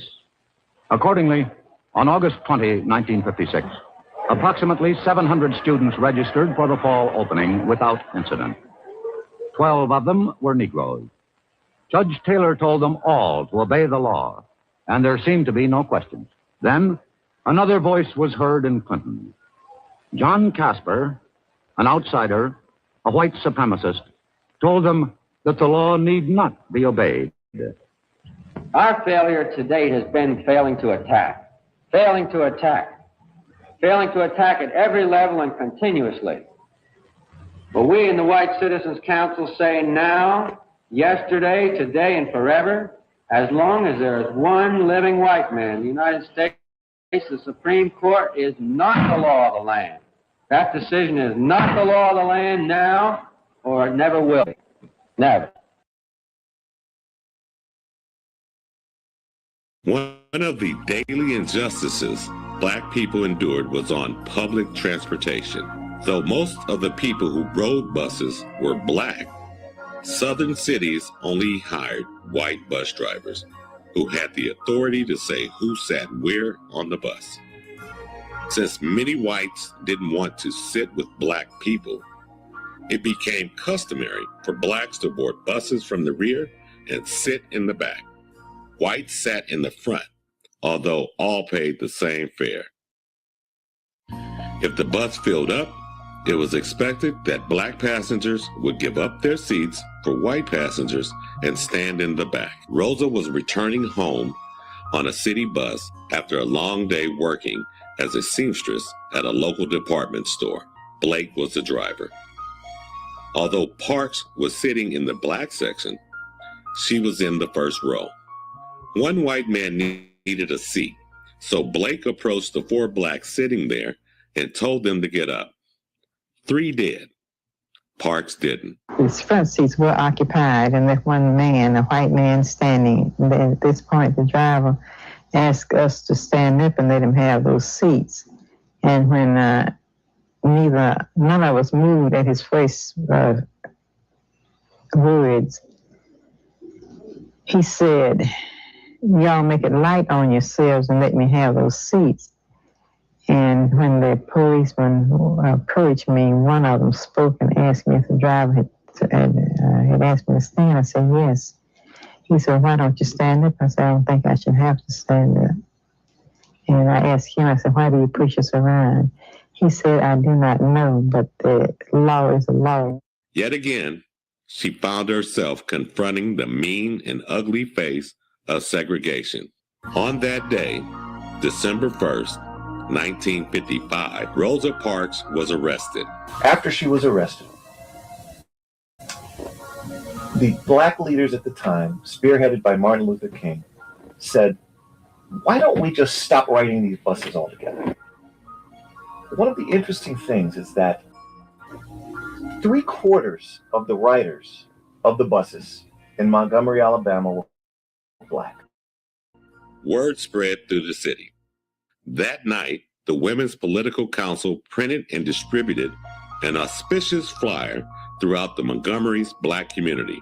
It began, another woman has been arrested and thrown in jail because she refused to get up out of her seat on a bus for a white person to sit down. This has to be stopped. Negroes have rights too, for if Negroes did not ride the buses, they could not operate. This woman's case will come up on Monday. We are therefore asking every Negro to stay off the buses Monday in protest of the arrest and trial. Don't ride the buses to work, to town, to school, or anywhere on Monday. Many tired people were about to be raised up and energized by Rosa Parks' simple refusal to give her seat. After posting bail the day of her arrest on December 5th, 1955, Rosa Parks showed in court again for trial. That day, city buses drove their routes practically empty. People carpooled or just walked to work. Parks was found guilty of breaking the law and fined. That evening, Black commuters gathered in the basement of the Dexter Avenue Baptist Church, pastored by a relatively unknown preacher, Martin Luther King. the 26-year-old Reverend Martin Luther King. And he did The not see his Montgomery 40th bus birthday. boycott of 1955 had begun. When Rosa refused to relinquish her seat, she didn't know her cause would start a boycott or become a test case for fighting segregation on public transportation. The fairness of segregation on buses needed to be argued in a federal court. Ultimately, the NAACP Legal Defense Fund, led by Thurgood Marshall, took the case before the U.S. Supreme Court. In 1956, Rosa's conviction was overturned. The highest court in the land struck down states' laws that allowed segregation on public transportation. The boycott lasted 382 days. Today was a victory. But it wasn't a victory for colored folks. Don't make that victory that small.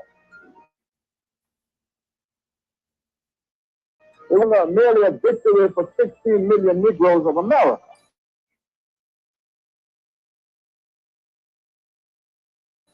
That was a victory. Rosa and many more would never ride a segregated bus again. The call of the civil rights movement was soon felt throughout the country.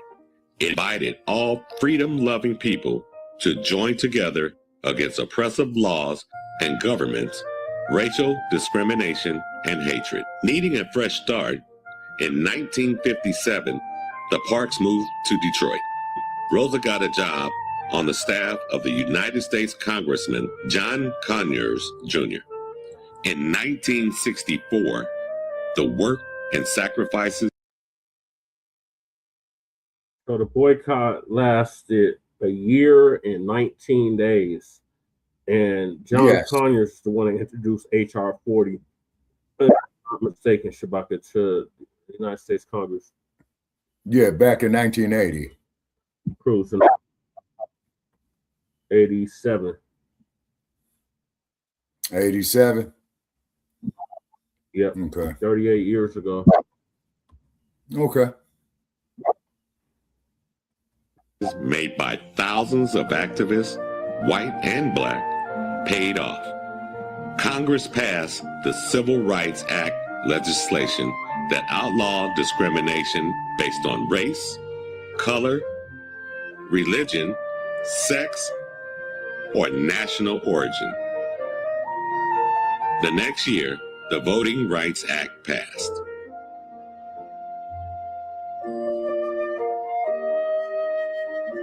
In recognition of her service, she won many awards, including the Presidential Medal of Freedom, presented to her by President Clinton in 1996. In 1999, she was awarded the Congressional Gold Medal. October 24, 2005, Rosa Parks died at the age of 92. She was the first and only woman to have her casket placed in the rotunda of the United States Capitol, an honor usually reserved for U.S. presidents. For 2 days, the public was invited to pay respects to a woman whose courage and belief in herself inspired a nation to change. Today, all citizens enjoy the freedom to register and to vote without fear. There are no more racist signs on public facilities.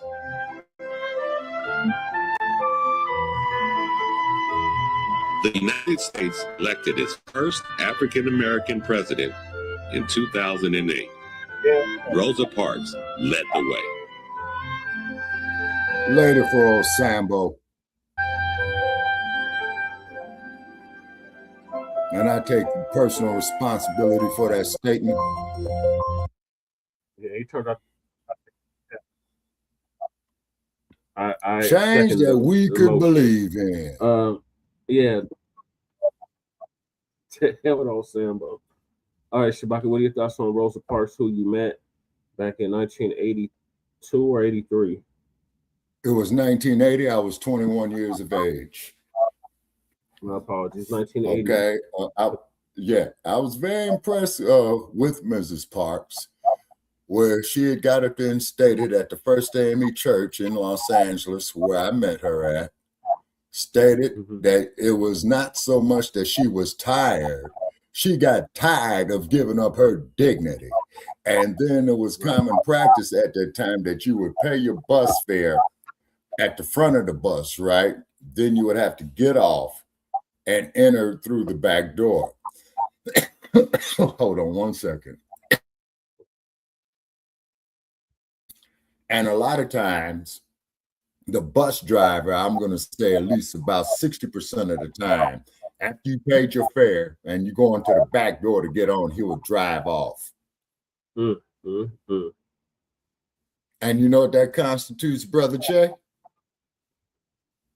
What does it constitute? That constitutes robbery. Yep. Theft. Yeah, that constitutes robbery if I got it right. Yep. Robbery and theft. Yep. Yeah, exactly. You see, but we're not supposed to say nothing about it. We're supposed to sit there, and just be happy, like what the Wayans brothers used to say on their show. We're singing and we're happy and we colored. Give us a chance. Yeah. Well, on the show, they said give us a high five, but yeah. Yeah. You say. And then the same thing, though, too. You got to look at the prejudice to Southern California, that we had commented on as well, too, is because Black people were not allowed to live in Hollywood until 1964. Yep, after the passage of the Civil Rights Act of 1964. Yes, sir. Yes, sir. And then also, too, Uncle Tom Bradley, you had the opportunity to make the Dunbar Hotel in Los Angeles off of 45th and Central a historical landmark, and you did not do it, and they tore it down. Yeah, I remember hearing about the Dunbar Hotel, and everybody stayed there. Everybody stayed Sammy Davis Jr., the Kid, Lena Horne, yeah. And then also too, as I had pointed out, I think we mentioned this here when we were still on Blog Talk, Brother Che, that Lena Horne had come to Las Vegas in 1965, and her daughter went swimming in a swimming pool. I forgot the name of the hotel. And all the white folks got out the swimming pool because Lena Horne's daughter was in the swimming pool. You know what I mean? And then, of course, as you know, Lena Horne, she went through a lot of tragedies herself. Yes, she did. Yeah, so in the future, maybe we could do a story on Ms. Lena Horne, Yeah. And now she would have been like 100, right? Yeah, Lena Horne was born in 1917. So let's do some math right here, people. Yeah, 1917. Yeah, she was born. Nope, she was born in New York City in 1917. So 1917, 20, 25, 12. 8. Okay, 0, 1, 10, 1. Okay, Miss Lena Horne would have been 108 years old. 108. Okay. Yeah, she would have been 108, and then on top of it as well too is that if those of you who are familiar with the motion picture called The Wiz, with Diana Ross, so she was in the motion picture of it as well too. Yeah, you see what I mean? True. Yeah, and Miss Lena Horne lost her husband, her son, and her brother all in the same year too that I know about. Miss Lena Horne. Damn. Tragic. Very tragic. Yeah, and she was out of New York City, I believe. In fact, let me pull her up. I'm just want to, make sure. Yeah.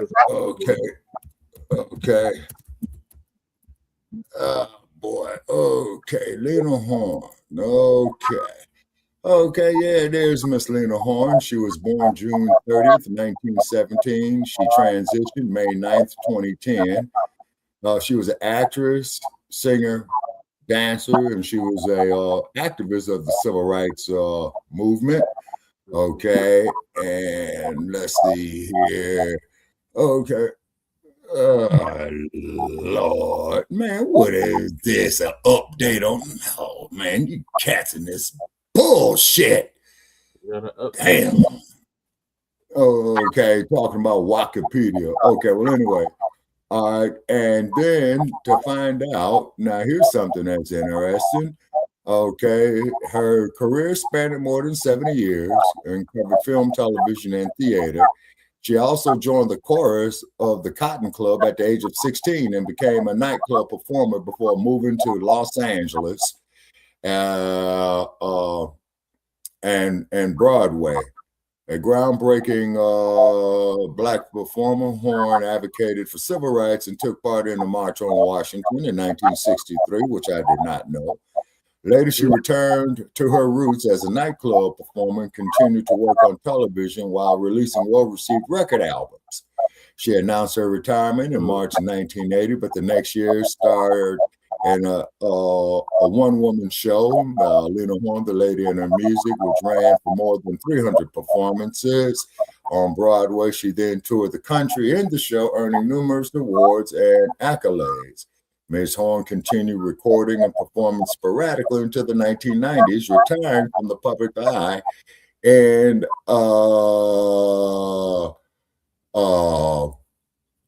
an early life. Sorry to interrupt, but it'll soon be too late to help us in that fundraiser. Please donate $2.75. Man, fuck you, shit. Donate to me, motherfucker. You know what I'm saying? Okay, Ms. Horne was born in the Bedford-Stuyvesant, Brooklyn area, and on June 30th, 1917, both sides of her family were Black. And then, of course, of the rape and slave trade and pedophile violated her bloodline. Okay. And she lived the last 5 years of her life in a brownstone in New York at 519 Macon Street. And if Osambo had any balls, he would have made that place a historical landmark. Okay. Horne's father, Teddy Horne, a one-time owner of a hotel and restaurant, was a gambler. So her daddy used to like to bump them stones, Brother Che, come on, 7-Eleven. Okay, Teddy, huh? They'll run them numbers. Yeah, and Teddy Horne left the family when Lena was 3 years old and moved to an upper middle class community in the Hill District of Pittsburgh, PA. Interesting. Yeah. Her mother, Edna Louise Scottram, was an actress with the Black Theater Troupe and traveled extensively. Edna's maternal grandmother, Emily Lewis Ashton, was from very interesting. You're gonna love this, Brother Che. What's that? Lena Horne has lineage to Senegal. Okay, Horn was raised mainly by her paternal grandparents, okay, which would be her father's parents, okay. And when she was 5, she was sent to live down there in the Peach State. For several years, she traveled with her mother from 1927 to 1929. She lived with her uncle, Mr. Fred S. Horn. He was the dean of students at Fort Valley Junior Industrial Institute, now part of Fort Valley State University in Fort Valley, Georgia, and later served as an advisor to FDR. From Fort Valley, southwest of Macon, Georgia, Horn briefly moved to Atlanta with her mother. They returned to NYC when she was 12, after which she attended St. Peter Claver School in Brookline. Horn then attended Girls High School and All Girls Public High School in Brooklyn, which later became Boys and Girls High School. She dropped out at age 16. Dropped out at age 16. At the age of 18, she moved to her father's home in Pittsburgh, staying in the city's Hill District for almost 5 years, learning music from native Pittsburghers, Billy Strayhorn and Billy Eckstein. Really? Billy Eckstein. Okay. That's heavy. Okay. Road to Hollywood. Okay. Here we go. Going out there to the city of devils. Okay. The city of Los Angeles. And as we all know, ladies and gentlemen, is that Hollywood is a section of the city of Los Angeles. And if you fuck around and find out there, it will be the Hollywood division of the Los Angeles Police Department that will arrest your ass. In the fall of 1933, Miss Horn joined the chorus line of the Cotton Club and Black and Tan Club in NYC. In the spring 1934, she had a feature role in the Cotton Club Parade, starring Adelaide Hall, who took Lena under her wing. That's interesting. I wonder if she came across Cicely Tyson. She probably did, Shabaka. I'm sure she did. Okay. Horn made her first screen appearance as a dancer in the musical short Cab Calloway Jitterbug Party in 1935. Damn, so she would only have been 18 years old at the time. Yep. A few years later, Horn joined Noble Sisley's orchestra, with which she toured and with whom she made her first records issued by Decca.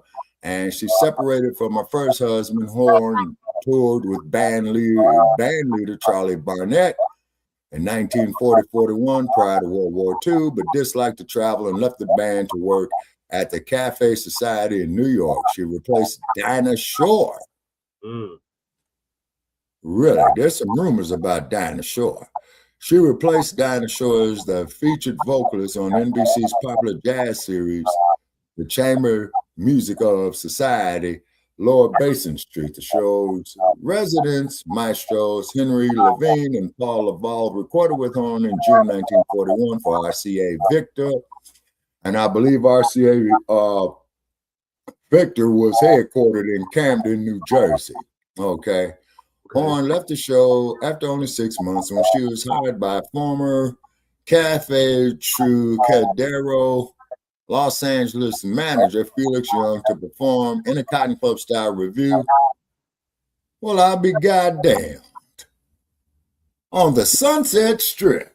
On the Sunset Strip. In Hollywood. Now, correction, ladies and gentlemen. The Sunset Strip is not in the city of Los Angeles. It is in the county of Los Angeles, and it is in what they call West Hollywood. You know, just putting a technicality there. Horn already had 2 low-budget movies to her credit, a musical feature called The Duke is Tops, later reissued with Horn's name above the title as The Bronze Venus, and 2 real short subject, Boogie Woogie Dream, 1941, featuring Pete Johnson and Albert Ammons. Horn songs from Boogie Woogie Dream was later released individually as Soundies. Horn made her Hollywood debut at Felix Young's Little Trop on the Sunset Strip, January 1942. A few weeks later, she was signed by MGM in November of 1944. She was featured in an episode of the popular radio series Suspense as a fictional nightclub singer with a large speaking role, along with her singing in 1945 and 46. She sang with Billy Eckstine's orchestra. Okay, she made her debut at MGM in Culver City, because MGM is not in Hollywood, it's in Culver City, and in Panama Hattie, 1942. And then she performed the title song of Stormy Weather, 1943, based loosely on the life of Adelaide Hall for 20th Century Fox. While on loan from MGM, she appeared in several MGM musicals, including Cabin in the Sky, with an entirely Afro-American cast. She was otherwise not featured in a leading role because of her ethnicity and the fact that her films were required to be re-edited for showing in cities where theaters will not show films with Black people in them.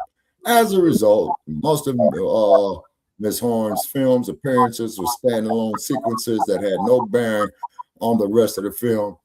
So editing caused no disruption in the storyline. One number from Cabin in the Sky was cut before release because it was considered too suggestive by the censors. Horns singing Ain't It the Truth while taking a bubble bath.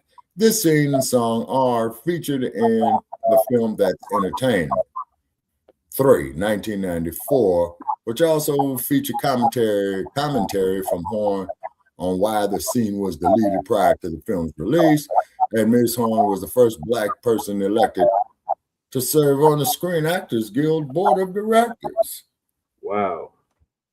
That's a very powerful union. Yeah. Okay. And she did Ziegfeld Follitt. And 1946, she performed Love by Hugh Martin and Ralph Blaine. Horne lobbied for the role of Julie Laverne in MGM's version of Showboat, having already played the role when a segment of Showboat was performed in Till the Clouds Roll By, but lost a part to Ava Gardner, a friend in real life. Well, we're not going to mention Ava Gardner. Horne claimed this was due to the production code's ban on interracial relationships in films. Although MGM sources state she was never considered for the role. In the documentary That's Entertainment 3, Horne stated that MGM executives required Gardner to practice her singing using Horne's recordings, which offended both actresses. Ultimately, Ava Gardner's voice was overdubbed by actress Annette Warren for theatrical release. Okay, should we continue, or is that enough on Ms. Lynn? Please continue. Okay, all right, so that's enough. That's enough on Ms. Lena. Okay. Next. Well, there she is. You said her birthday was in May or June? Okay, I think I stated it was in June. Okay, hold it.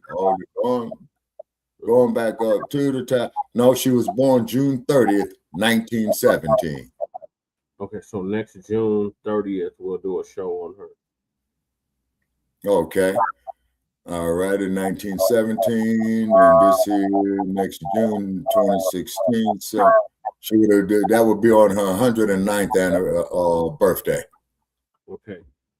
We'll do it then if we miss this Yeah. 30. Okay.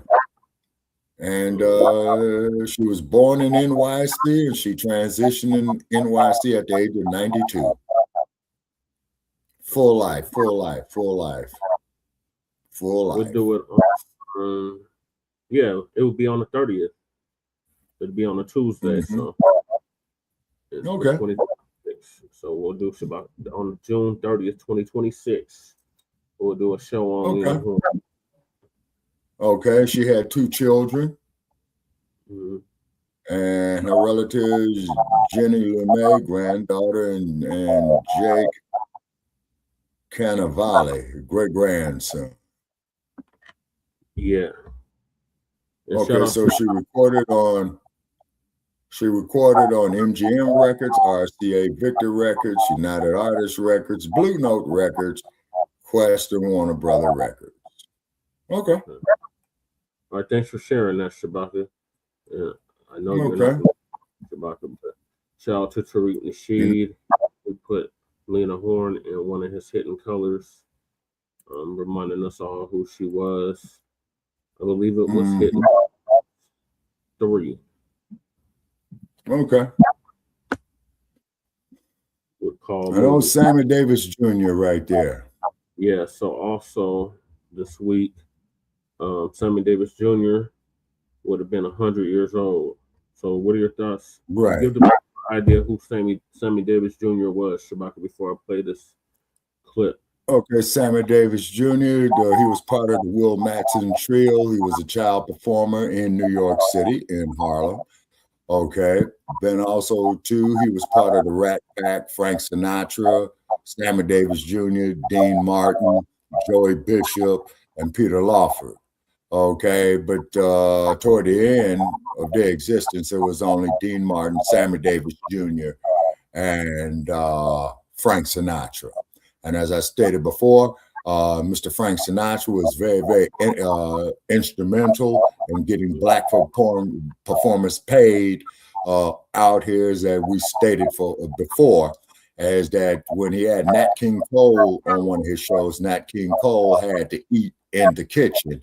And Frank Sinatra had asked Mr. Cole, well, why are you sitting back here? And he said, they won't let me sit in the main dining room. Okay. So Frank went to the owner and said, if that man is not allowed to sit there with the rest of us, I will boycott Las Vegas and I'll take every damn body with me and let this damn place sit out here and rot in the desert. And they let Mr. Cole sit up there with everybody else. Yeah, good. Okay, thank you for that, Shabaka. Yeah, and then also too, Frank Sinatra on Life magazine, when they had Ali Frazier one in Madison Square Garden, Frank Sinatra was the official photographer of it that they did put up there. Okay, for fair use, P2, copyright disclaimer under Section 107 of the Copyright Act of 1976. Allowance is made for fair use for purposes of criticism, comment, news reporting, teaching, education and research, or scholarship and research. All right, so this is a documentary from 1982, Shabaka, about Sammy Jr. It's called Peace and Love. Okay. I know I will be strong. Once I can touch what my heart. Let's start it over. Ha ha ha ho!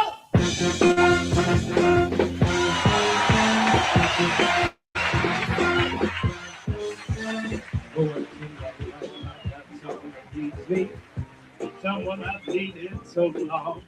For once I'm afraid I can go where life leads me. I know I will be strong. For once I can touch what my heart used to dream of long before I knew. Someone warm like you would make my dreams come true. For once in my life, I won't let sorrow hurt me, not like it hurt me before. I found me someone I know won't desert me. I'll never be alone anymore. For once I can say it's mine, you can't take it. As long as I feel your love, I'm gonna make it. For once in my life, I got someone it needs me. Once in my life, I got someone who needs me. Someone I've needed so long. For once I'm afraid I can go where life leads me. I know I will be strong. For once I can touch what my heart used to think of long before I knew someone warm like you. I would make my dreams. I said make my dreams. Make my dreams come true. Oh, once in my life I won't let sorrow hurt me. Not like it hurt me before. I found me someone I know won't desert me. I will never be alone anymore. For once I can say it's mine, but I take as long as I got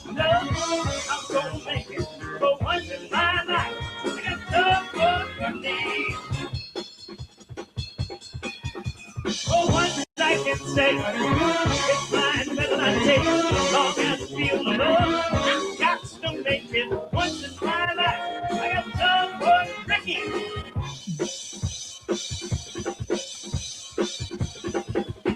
Oh, once in my life, I got someone. I got me someone. I got me someone. I got me someone who needs me. Can you dig it? I didn't know that, Mac 285. For once in my life, that's it. Okay, Mac 285 says he inspired Michael Jackson.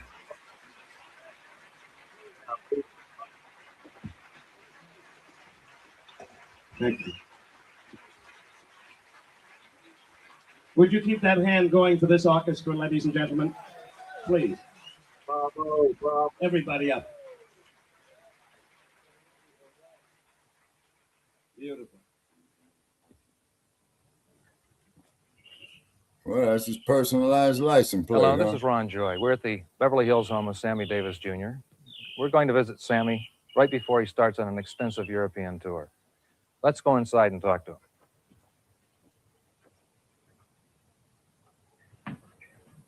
This house welcomes all colors, races, and religions. Let me see, like a cigarette here. My house wouldn't have that up there. You know what my house would gracious, have. it's a piano. What would my house have up there if I was to put a sign up there if I had a man? I guess. Blacks only. Black first. Oh, black first. Okay. Yep, that makes sense. I thought it'd be blacks only though. Okay. Yeah, we be one around here, so yeah, that would make sense. All right, so this is his house back in 1982. Mm-hmm. Yeah, the dude was a very, very versatile musician. I have to give it to him. He's been on the stage ever since he was a little kid with the Will Madsen Trio. Will Madsen, Sammy Davis Sr., and Sammy Davis Jr.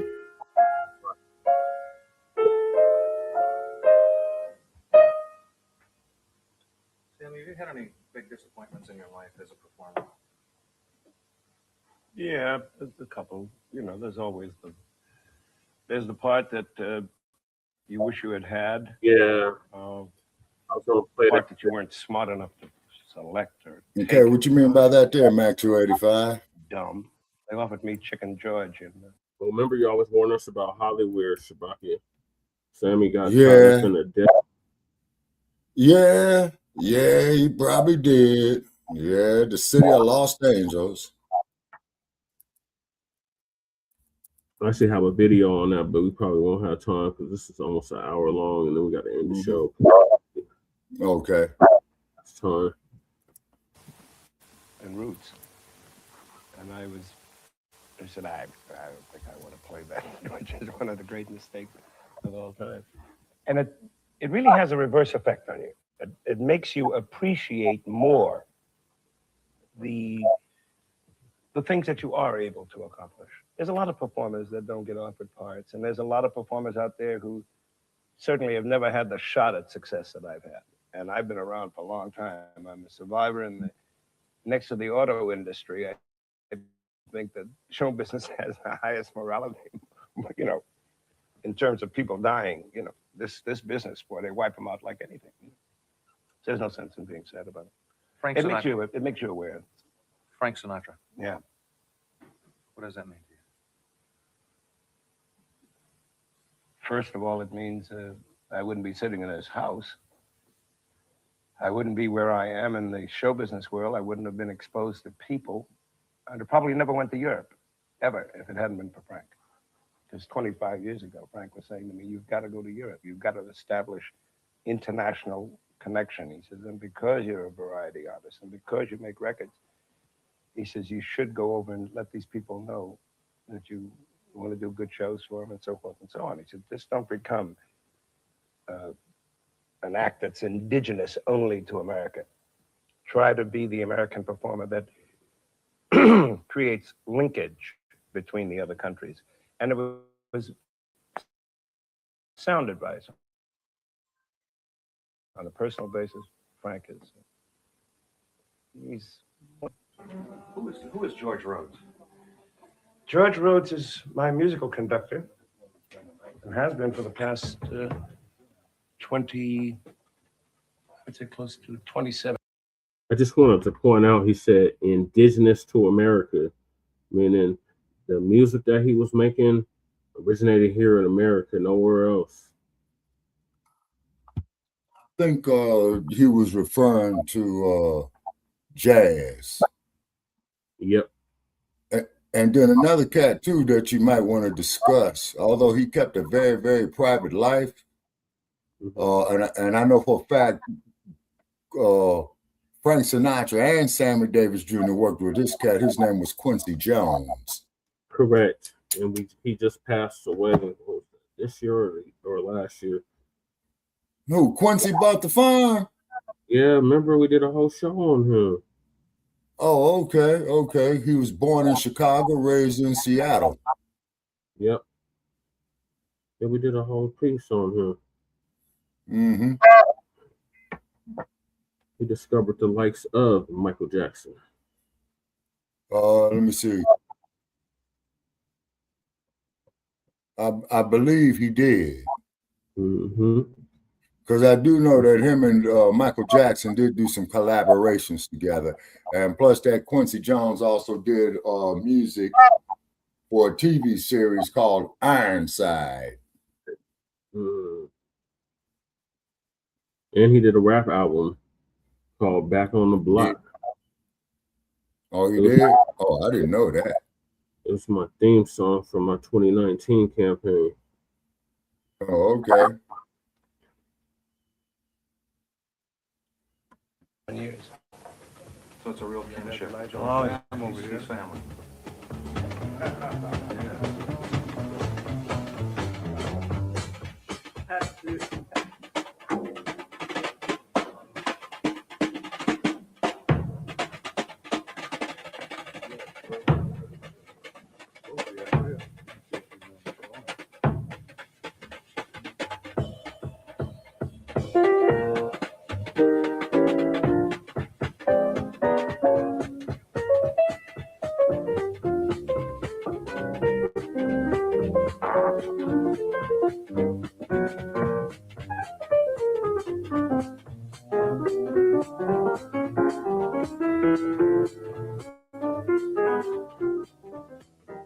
Honey, can I have my drink, please? Okay. Thank you, Ben.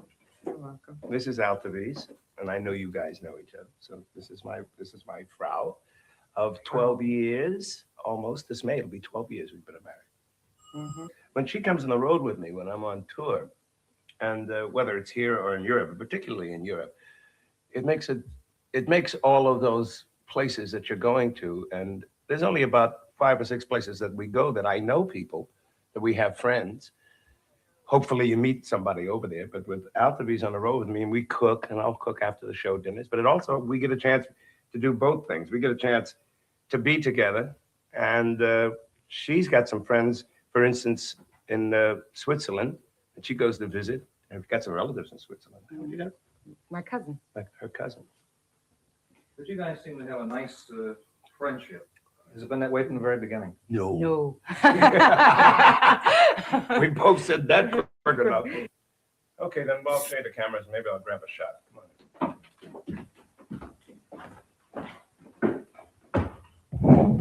And I know that him and Bill Cosby had worked together out here in Vegas as well, too. Yeah.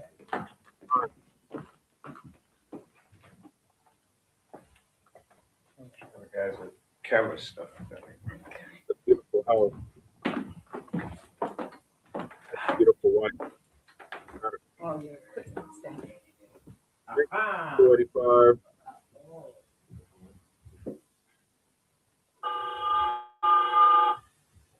Always timing. Timing's everything. Be right back. Yeah. Mr. David, there's a long distance call from Stockholm for you.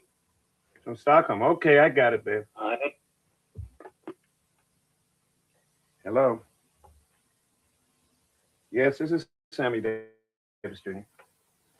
Uh-huh. Oh, yes. Put him on, please. This is he speaking. Hi. We got an echo. Well, that's what happens when you call from Stockholm. Yes, I'm looking forward to it myself. As a matter of fact, some of the crew's here and we're doing some shooting in the house. What? Okay. Oh, wait a minute. Don't worry about it now. Everything is okay. It's going to take a little of a free time away, but I'll be more than happy to do it. He's asking about you already. Nobody cares about me. All right, my friend. I look forward to seeing you. Taxamica.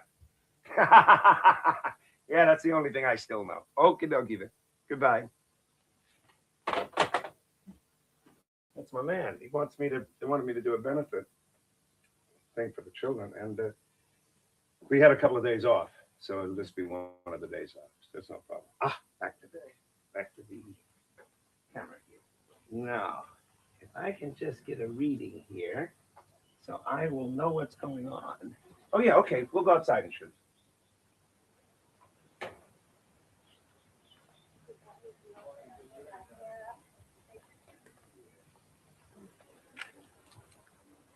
Let me get one from this point of view.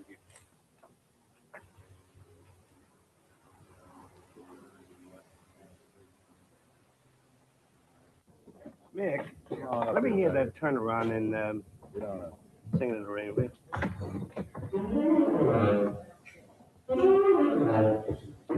Do a full chorus. Pull out well, it only takes a moment. With Sammy, we got to get a voice check, sound check. 1, 2, 3, and.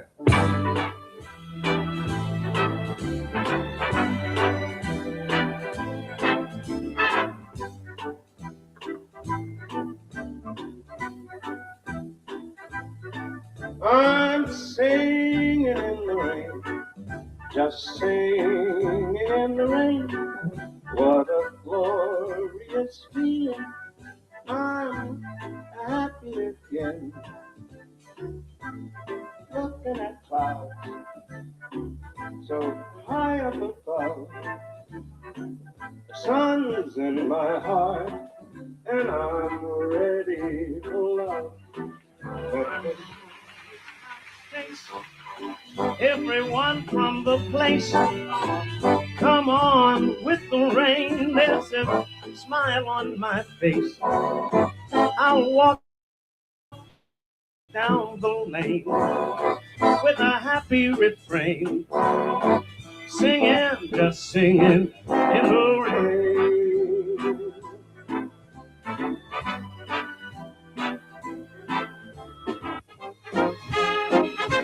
I'm singing in the rain, just singing in the rain. What a glorious feeling. I'm happy again. I'm laughing at clouds so dark up above. Sun's in my heart and I'm ready for love. Let the stormy clouds chase everyone from the place. Come on, yeah, man, with your 285 rain, there's a smile on my face. I'll walk down the lane with a happy refrain, singing, just singing in the rain. And I'll walk down the lane with a happy refrain, just singing and dancing in the You're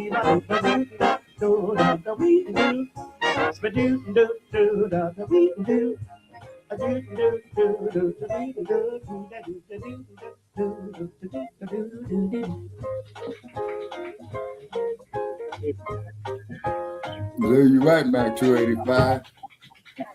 Then you would have the post-production cost as well, too, for the distribution of the records as well.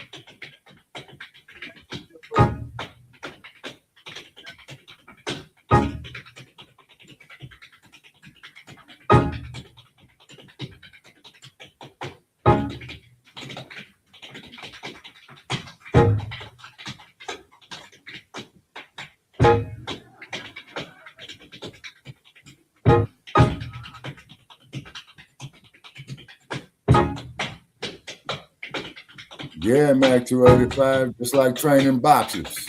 Same thing. Got to make it part of your life. Start while you're young. You know?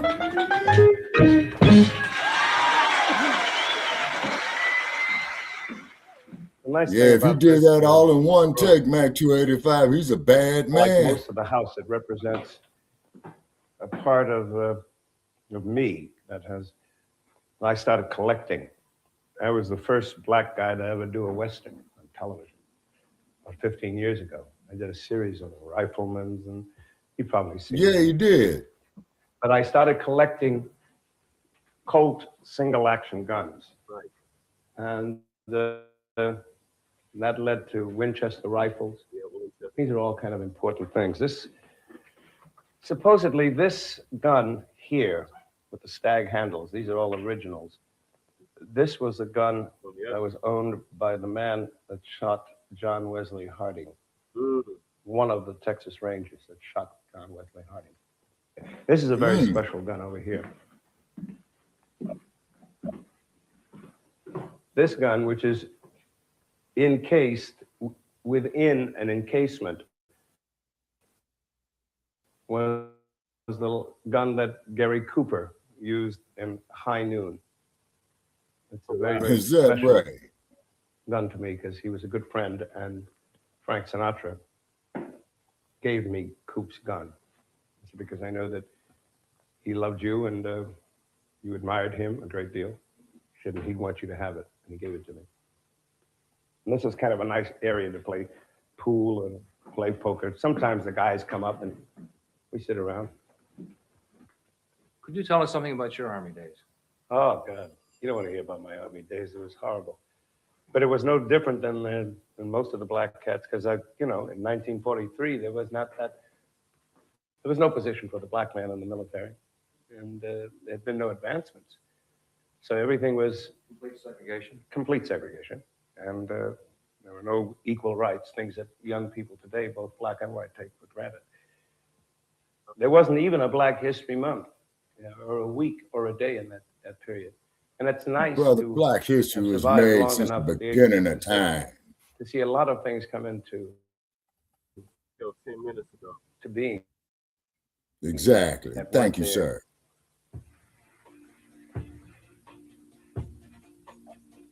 This song, about 8-9 years ago, changed my entire life, because I started to listen to what the lyrics And if you could freeze that there for 1 second, Brother Chad, I want to put this out here. I wonder if they're going to mention it. Whether I'm right or whether I'm wrong, whether I find. Okay. In 1972, Sammy Davis Jr. had embraced Richard Nixon in the re-election campaign. And Sammy Davis Jr. received a huge amount of criticism from the black community supporting Richard Nixon. And it hurt the man. Then James Brown, he went to the black Nixon. Yeah, but I think what happened with JB is that he had got stepped to by the Blacc Panther Party, you know what I'm saying, about that, because I believe you had brought up information on that there too, where they told JB, to come out there with "Say It Loud, I'm Black and I'm Proud," and that was 1968, 4 years earlier. But anyway, Sammy Davis Jr., when he had went on tour, realizing that he got all the criticism from the Black community, he did ask the Black community for forgiveness. Yeah. Yeah, I love that song. Yeah. Yeah, it was Pinky Wells that brought that to our attention. Shout out to Pinky Wells. Okay. Yeah. All right. Were you done, Shabaka? Yes, sir, I was. The place in this world or never belong. I gotta be me. I gotta be me. What else can I be but what I am? I just want to live, not merely survive. And I won't give up the dream of life that keeps me alive. I gotta be me, I gotta be me. The dream that I see makes me what I am, that faraway prize. The world of success, it's waiting for me if I'll heed the call. I won't settle down or settle for less. As long as there's a chance, I can have it all. I'll go it alone, if that's how it must be. I can't be right for somebody else if I'm not right for me. I gotta be free. I gotta be free. Daring to try to do it or die. I gotta be me, and I'll go alone if that's how it must be. I can't be right if I'm not right for me. I gotta be free, and I'm gonna be free. Daring to try to do it or die. I gotta be me.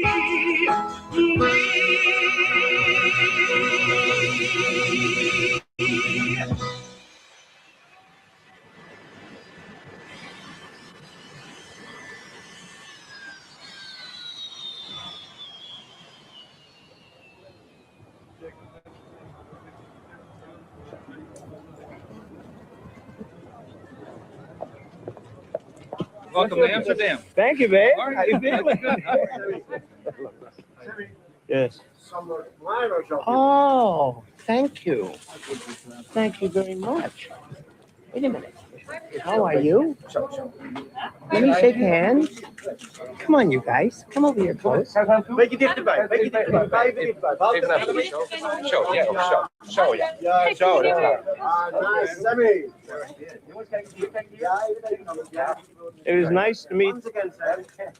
It's nice to meet people my size. And your age.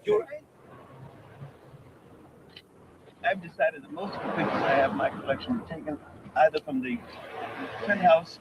Yeah, that's one city there. Oh, wait a minute. That's Amsterdam, right? Here we is. Oh, I was Here about to we say is. New York. He's coming now. Try to get in there. Good afternoon. Good afternoon. Mr. Davis, welcome again. Thank you. It's good to see you. How are you? Good afternoon. How are you, sir? Hello. Anyway, he finished May I help dinner. you? He's in dinner now. Yeah, we got some stuff in the back. Ja, prima. Kun je de bloem op tafel zetten? Daar? Ja? Middag. Ja, prima. Goedemiddag. Uitstekend. Thinking about 2 years from now, will I be able to do all of the stuff, the tap dancing and the this and the that? Because we all must get older. And I would rather have my European audience, who have been so supportive over the past 20 years or so, I'd rather for them to see me up here than to see me when I'm, oh, well, you should have seen him years ago. He was good. A 6 and a 4 don't make no sense. Yeah, to you're me. right, Mac 285. Because this is a man who's been What is doing the his rule craft on this, all his George? life. I You're want a right. ruling. No, we can't Wait a minute. read Wait a it. minute.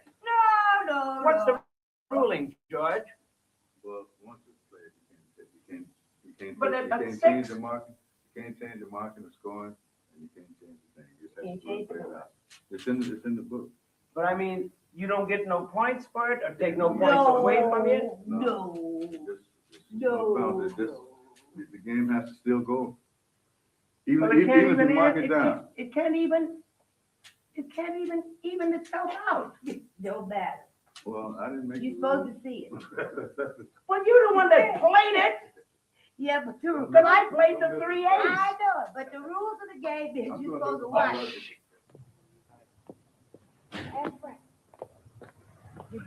Fleetwood.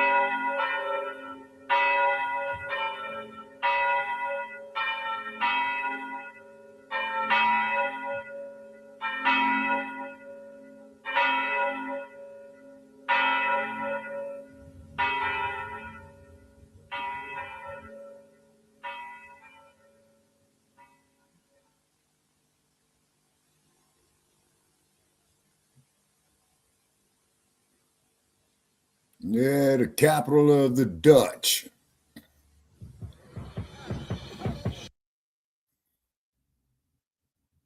Yep, I was just about to bring that up, Shabaka.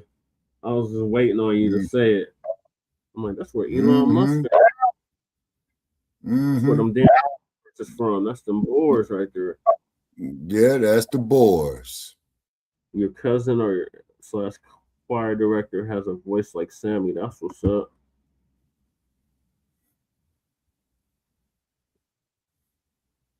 Oh. That's his name? Okay.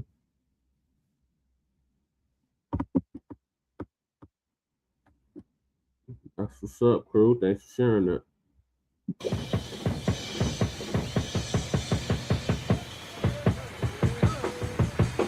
Oh, the Berlin Zoo. Ain't that where they had Sarah Bartman? Yep, I think that is the same zoo where they had Sarah Bartman. Yep. Mm-hmm.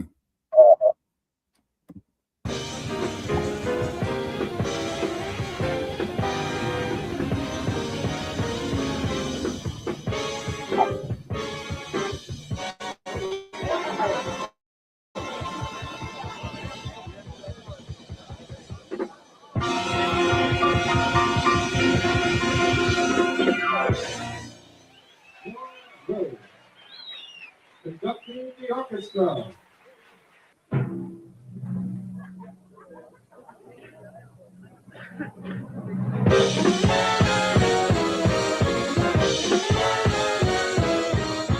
Yeah, and Sammy did smoke heavily too.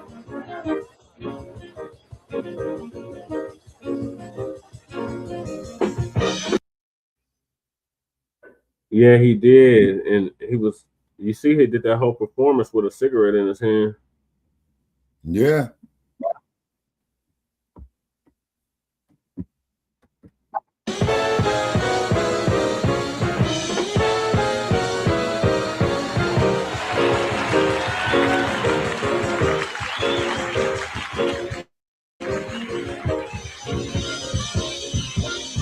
After today, nothing will be the same again.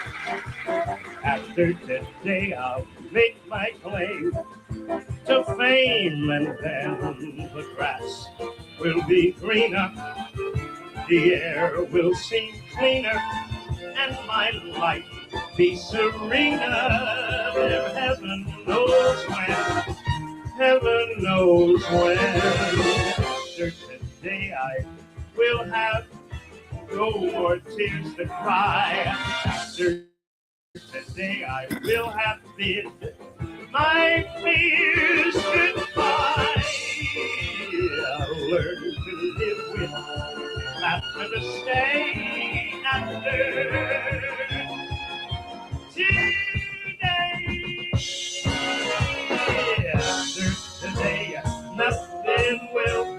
way it was. After today, I'll say. Getting in the kitchen is really sort of my Shangri-La. What's your secret ingredient for this dish? Oh, no. Good chefs never give away their secret ingredients. I can give you a recipe and leave something out. I didn't know you had to do the hard work too. Oh, yeah, well, that's part and parcel of it, you know. A lot of people think that because you may be a celebrity or a personality or what have you, that you just cook and mess up all the dishes and never clean up. That ain't the way I learned. Your kitchen in the States is gorgeous. I've seen that. And it's a good kitchen and it's a good working thing, and you don't think about anything else. You don't think about what time the show is. You don't think about, I wonder if this song's going to go over. The only thing you think about is, I hope the sauce turns out right.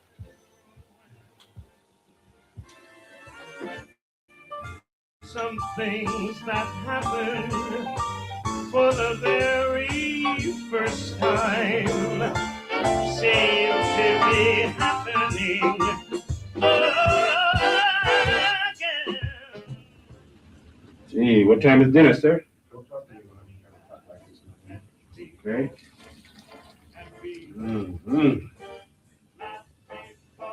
Good. You know how hard it is to walk with a level pot like that? From in there, out there, without doing anything.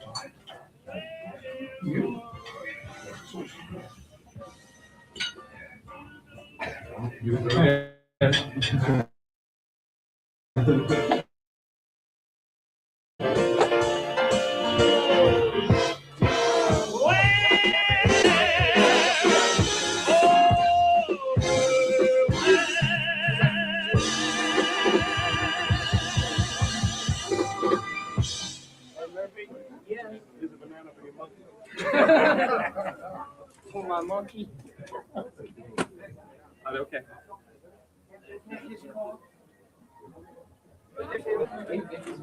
Then leave it for a little while. Take his coat.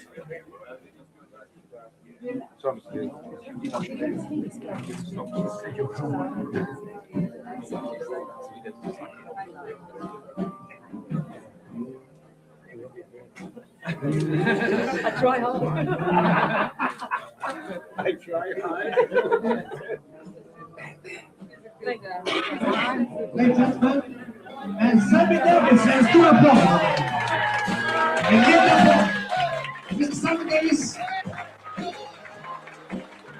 Very welcome, Mr. Sammy Davis.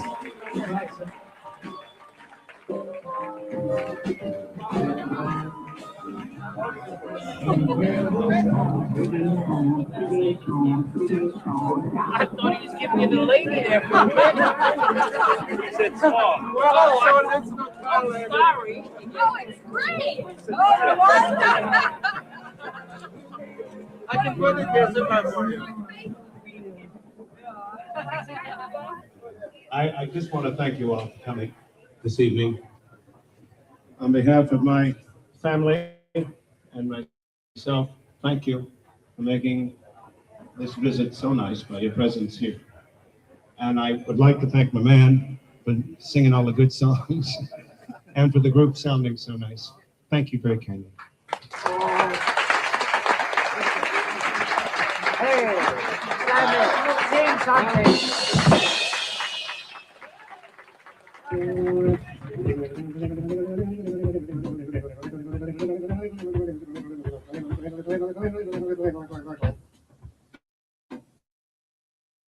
Use your mentality, wake up to reality, but each time I do, just the thought of you makes me stop. 'Cause I got you under my skin. Yes, I've got you, I got you under my skin. Yes, I've got you, Lord knows that I've got you. Yes, I've got you under my skin.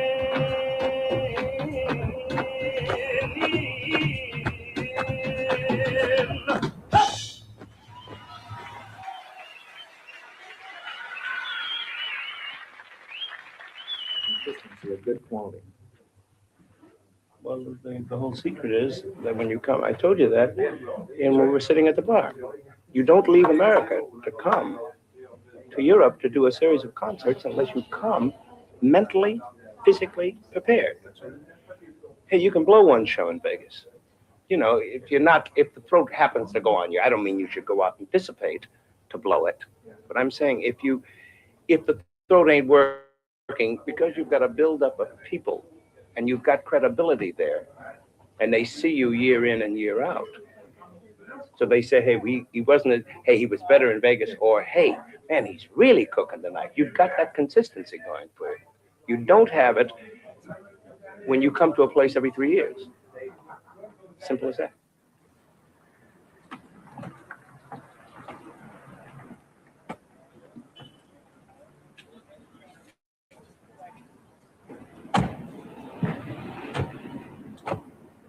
Welcome to Stockholm, Mr. Davis.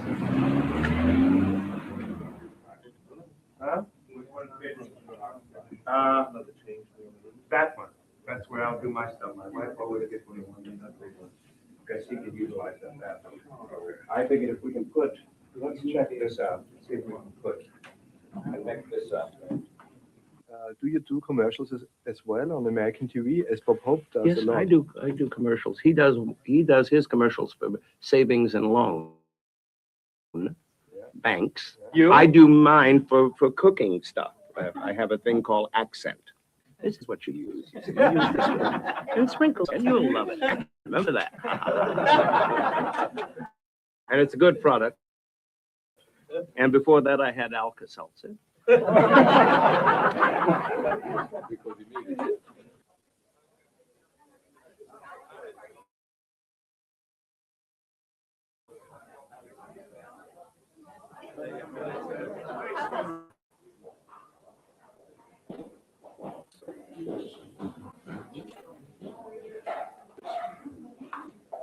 How do you do? Back to the stage. Thanks for your secretary. This is George. My pleasure. Where's my wife, Mrs. Davis? Pleasure. Welcome. Thank you very much. And this is Mr. Bennett, my manager. How do you do? Man that does the work. Well, I'll try. Welcome. Welcome. Good to see you all. Thank you. Thank Come on you. in. Would you sign in, please? The lads are waiting for you. No, you go first. No. Hello. Good to see you. How are you? Fine. Oh, yes. Good to see you. Thank you very much. Did you bring this weather from California or? It seems that way, isn't it? It's lovely. I Spring. walked around today. Going out. I'll be right back there. What part of California are you talking about as far as the weather is concerned? I'm willing to bet dollars to donuts she means Los Angeles.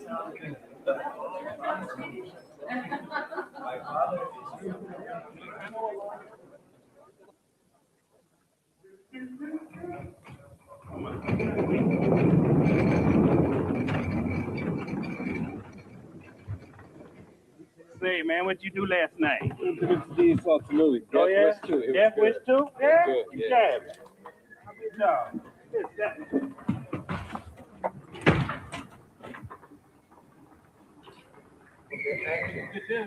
Oh, yeah? What you guys have, man? Potatoes?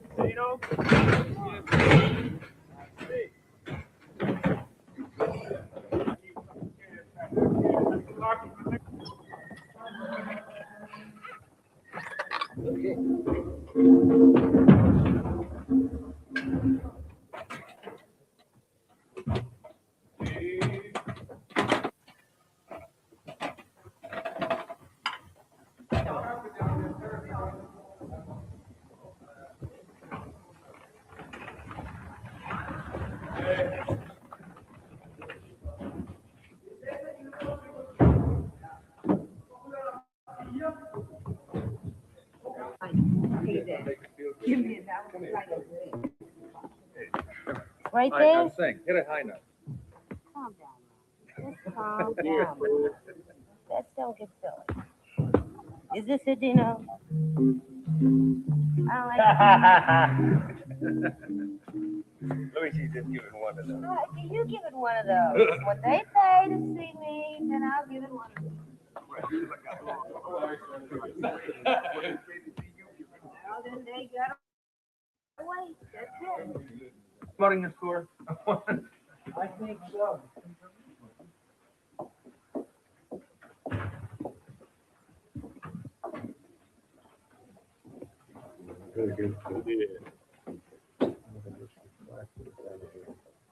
Everybody did. But don't you know that you had to go around?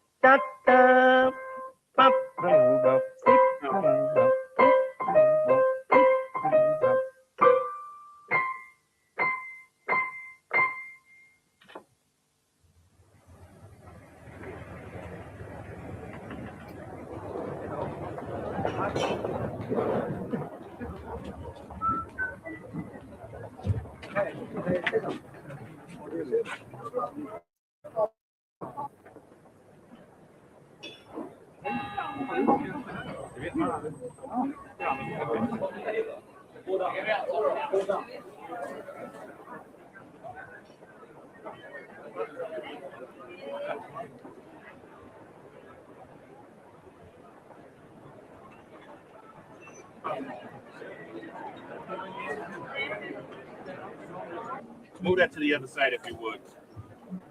Let's go, fellas. Let's go. Time to go to work.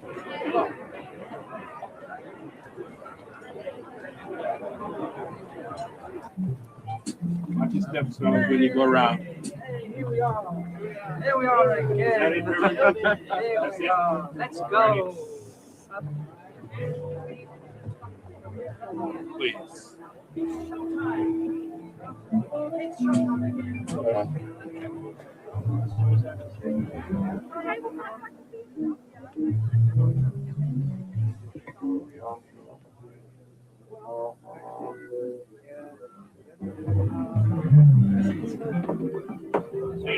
Dino.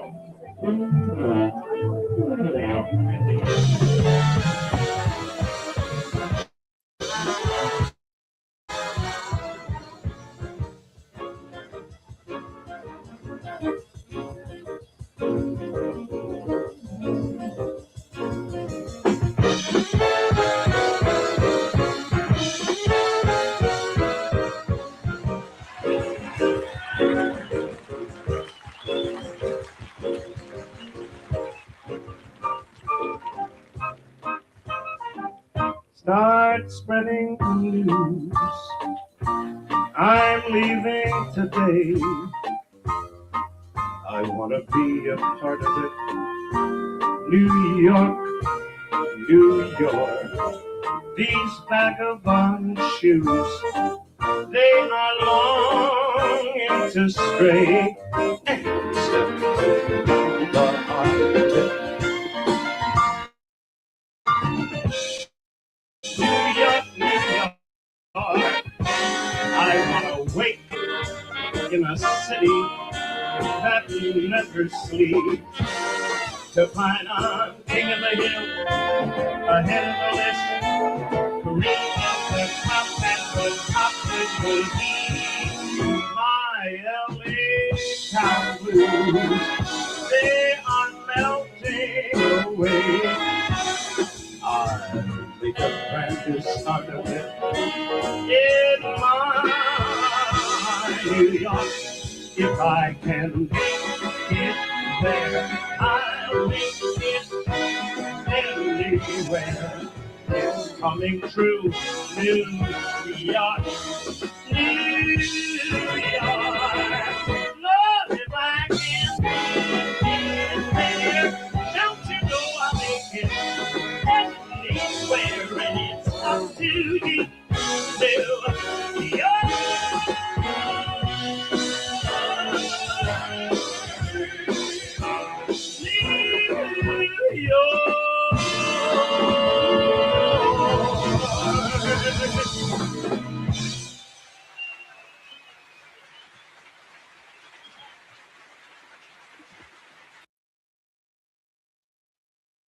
Bravo, bravo. But no, I don't want to wake you up in the city that never sleeps. That's what's up, Breeze. What was you reviewing? Like different genres or just hip hop? I got my top 5 albums of 2025.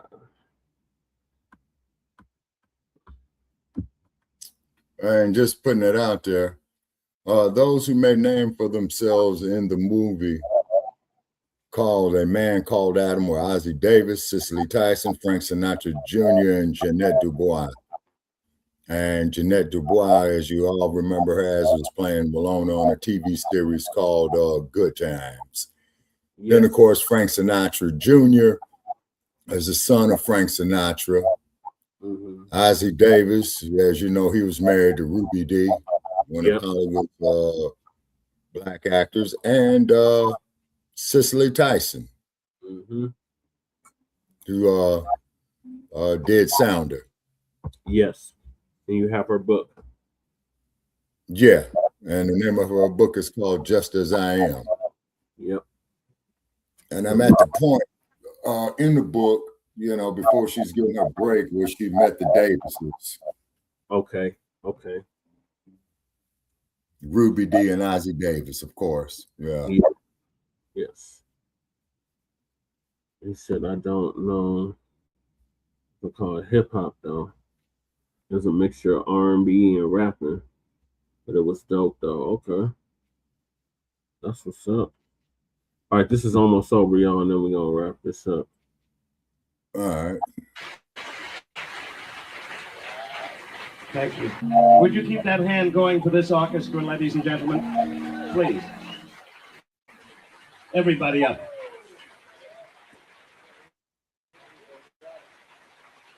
Beautiful. And then I did see the episode of The Rifleman with Chuck Connors that was made in the late 50s, early 60s, where he was the gunslinger. You must forgive me for this. I am not proud of the fact that I smoke. I think it's a dirty, rotten, filthy habit. But I have smoked ever since I was 16 years old. And it's become like a part of me now. So wherever I go, I have to have a cigarette, but it doesn't mean that I don't respect those of you in the audience who have given this up. I salute and take a bow to your integrity and your intestinal fortitude. And then on the other hand, I know a lot of cats who quit smoking, don't sing as good as I do.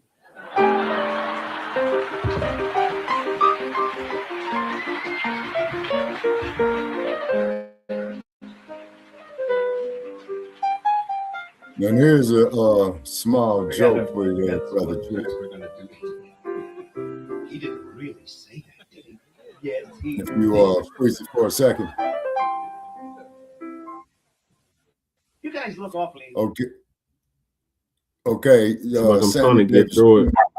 We already. All right. Go ahead. Oh, okay. I was going to say that Jerry Lewis was. Yeah, it's real quick, about 3 sentences. Okay, Sammy Davis Jr. appeared with Jerry Lewis on his muscular dystrophy telethons that he used to do in the early 70s. Jerry Lewis made a joke to him, and Sammy Davis Jr. said, I might have some black cats with black leather jackets come and see you. Oh, nice. Yeah, he's definitely FBA. Yeah. Okay, let me get back to this. Thank you for sharing that, Shabaka. Nifty tonight. I don't know what it is. You know what I think we should do tonight? And I'm sure the audience will understand it because it is sort of, I keep it warm because air conditioning, then I couldn't sing at all. So you'll have to forgive me for that. But for my guys, could you undo your ties, guys?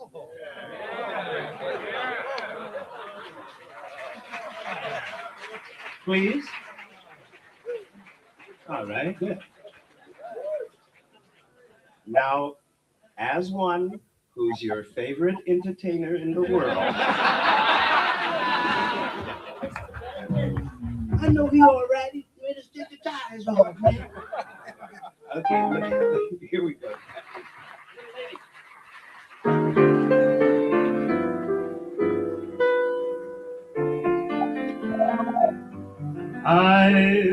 wined and dined on moon and stew.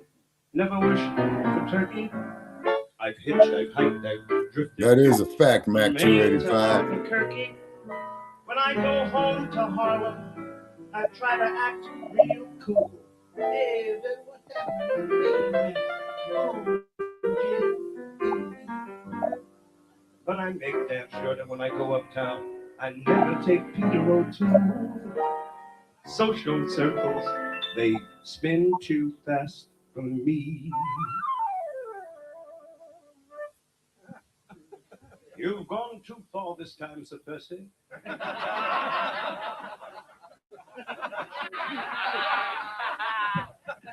My, oh, Bohemia, that's the place I want to be. She gets too hungry for dinner at 8. She adores the dinner, but wasn't the right thing.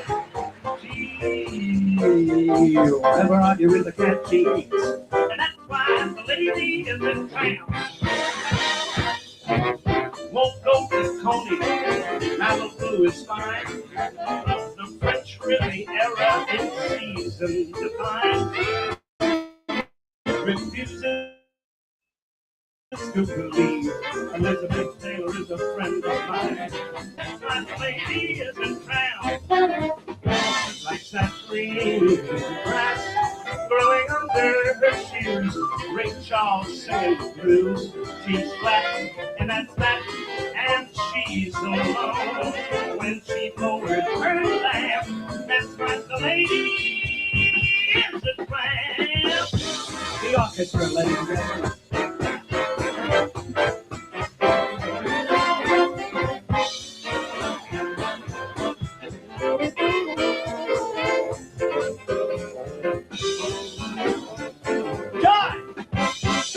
She likes that free, fresh wind in her hair, her nights without care. She is broke, but it's so hates California.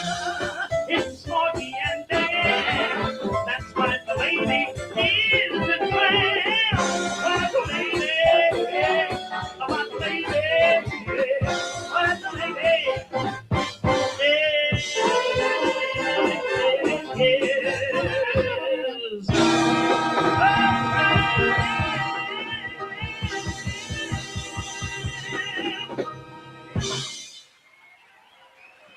No, Mac 285, you're absolutely One correct more about time. that, sir. She likes that free, fresh wind in her wings. There ain't nothing she don't dig. She can swing on finger hates San Francisco, since it's too hilly and fair.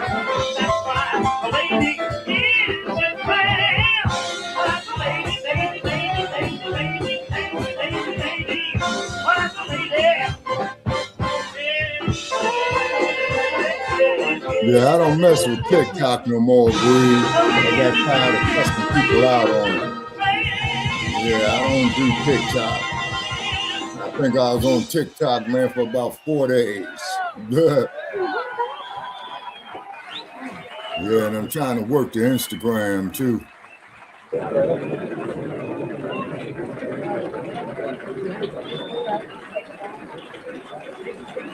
And then, of course, as we all know, that Australia has banned all social media platforms in Australia in the last couple of days.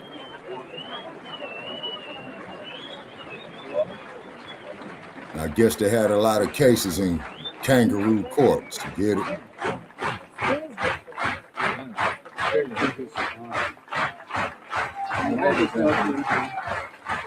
Who's they, Breeze? Australia?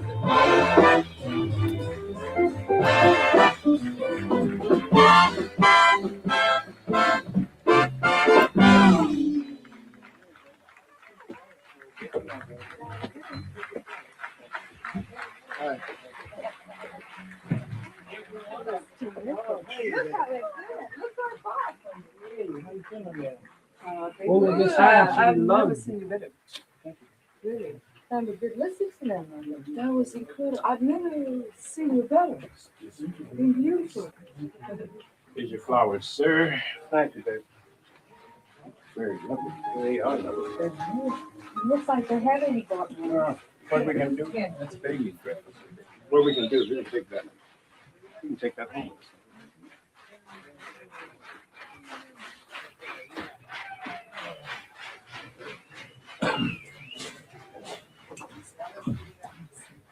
Yeah.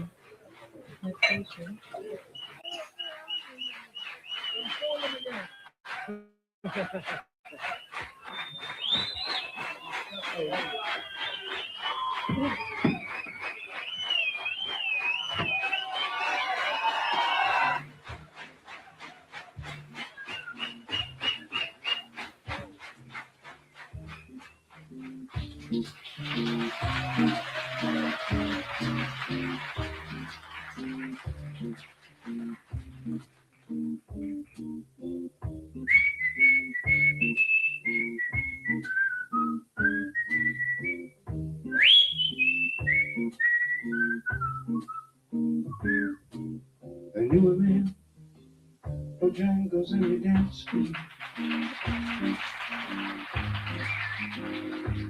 And worn out shoes, silver hair, ragged shirt, baggy pants. He would do the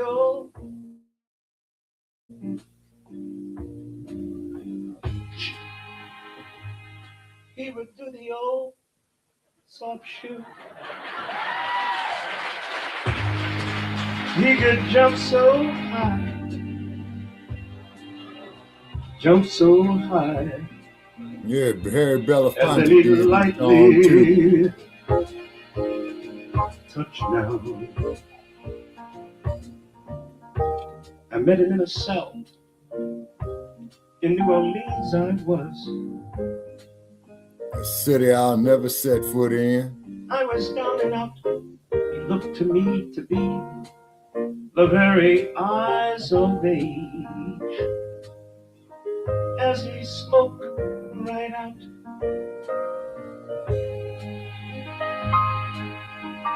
talked of life, talked of life. Slapped his leg a step.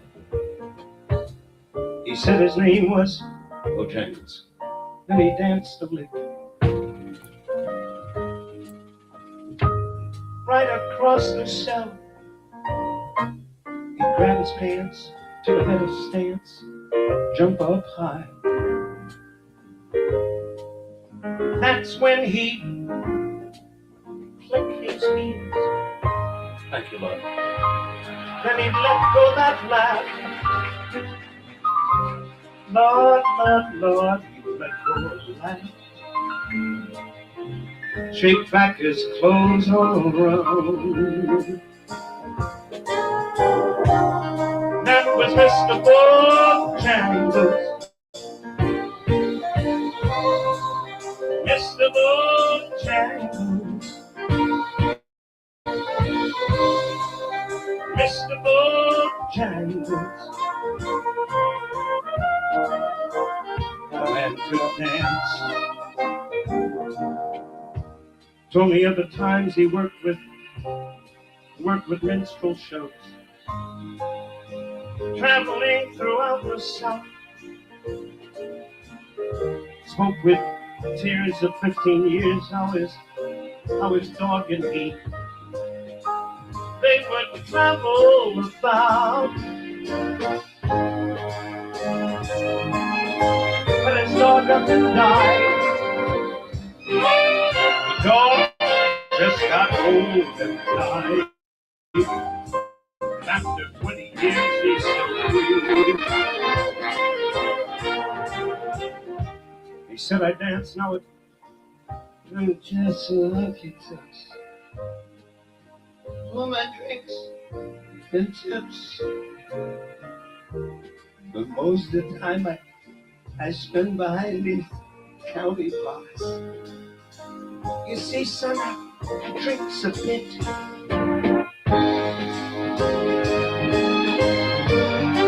Then he shook his head. Oh, God, then he shook his head.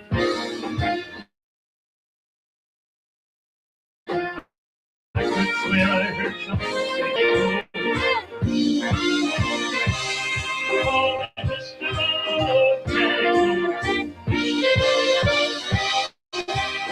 Mr. Bojangles, come back and dance, dance, dance, dance. Mr. Bojangles,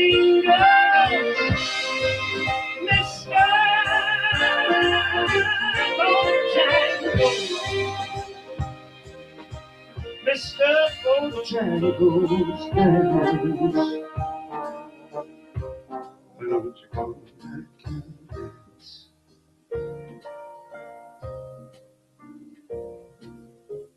Please, Bojangles.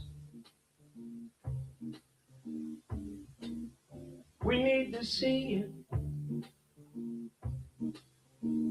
dance again. Mr. Bojangles.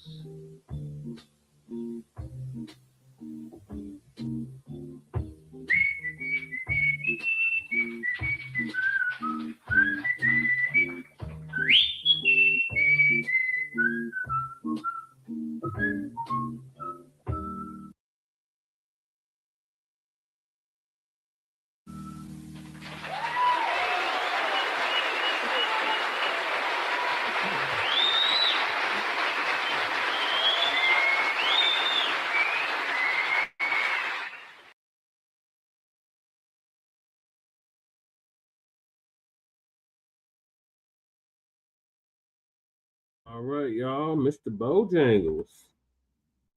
R.I.P. to our FBA entertainer / musician, very talented musician. Everybody from Michael Jackson to probably Prince, Whitney Houston, Mary J. Blige, all of them were inspired by the great Sammy Davis Jr. What are your thoughts? Yeah, Sammy Davis Jr. may rest in power, and he passed away in 1990 due to lung cancer.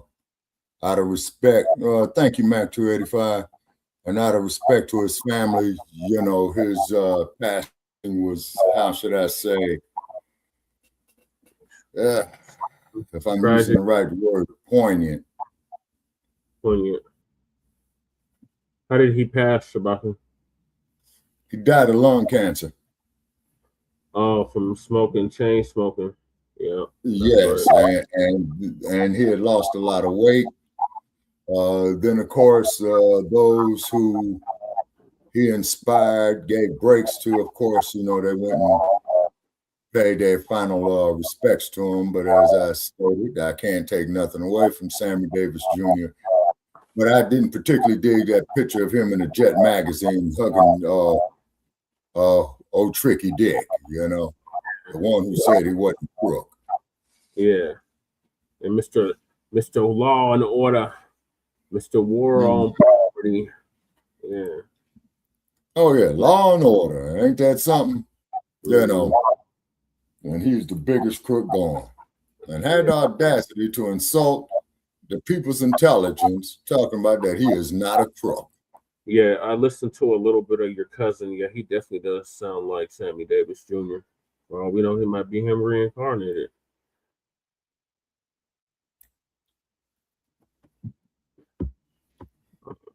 All right, Shabaka, so we're going to wrap this up. So what are your closing thoughts?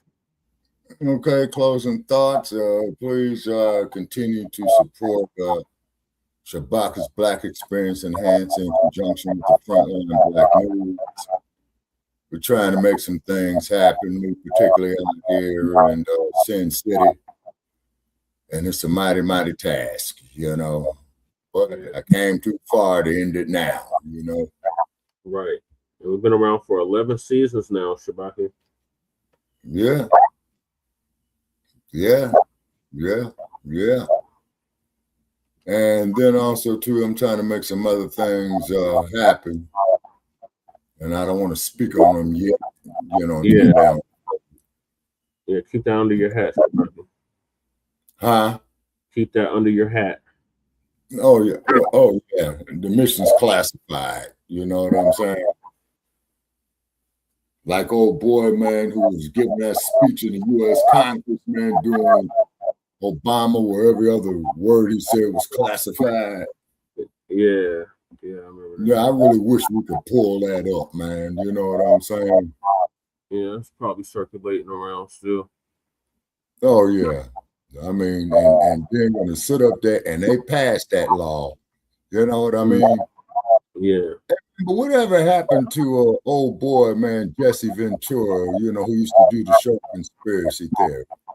Well, after he ran, didn't he run for governor of Minnesota, or he was the governor of Minnesota? Yeah, he was the governor of Minnesota, yeah. I don't know what happened to him. I hope they didn't unalive him. Well, hold on, let me pull him up. Jesse Ventura, okay. Okay. Jesse Ventura, okay. Okay, Jesse Ventura, born 1951. He's still with us. Yeah, he's still with us. He's just not active. Like Yeah, he's 74 right now. Mm-hmm. Mm-hmm. Yeah, he's 74. Right, so he's the same age. Yeah. So I appreciate the work that he did. You know what I mean? Yeah. Yeah. He did a lot of exposure. He exposed a lot of things, especially with his TV. Yeah. Yeah. Conspiracy theory and what have you. You know. Okay, so what I'm going to do, I'm going to bid everybody a good night. I got a busy day tomorrow on some personal business. That makes And it put them ponies back in a barn. Going to the Super Bowl, Shabaka. Keep them masqueraders at the bottom of the hole of the ship where they belong. Sir, I told them to leave town or change their name. Now, if they want to change their name to masqueraders, I don't have a problem with it.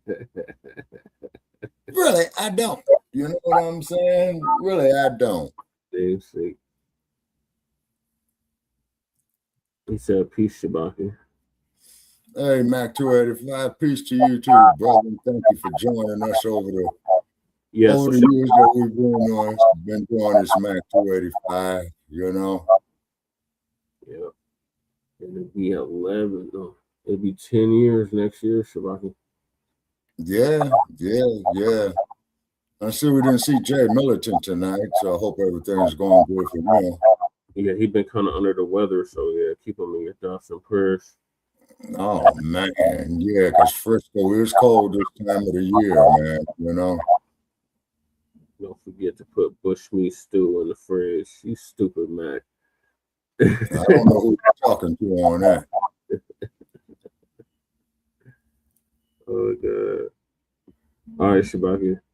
Well, thank y'all for everybody that tapped in. Shout out to Mac 285. Shout out to Crew. Shout out to Breeze Omega. Make sure y'all shout out to Breeze Omega's channel. Yeah. It's in here. Shout out there to Jay Militant, you know, up there in the Bay. Shout out to Cuzzo. So we got who else came through? Oh, Coliseum of Arguments. Brother A1 came through. Shout out to him. Tighten the Oh yeah, Coliseum of Arguments. I like that name. Yeah, all they do Coliseum of Arguments. Wow, boy, just the name still tells me that's some fire right there. Yeah, all they do is argue, Shabaka.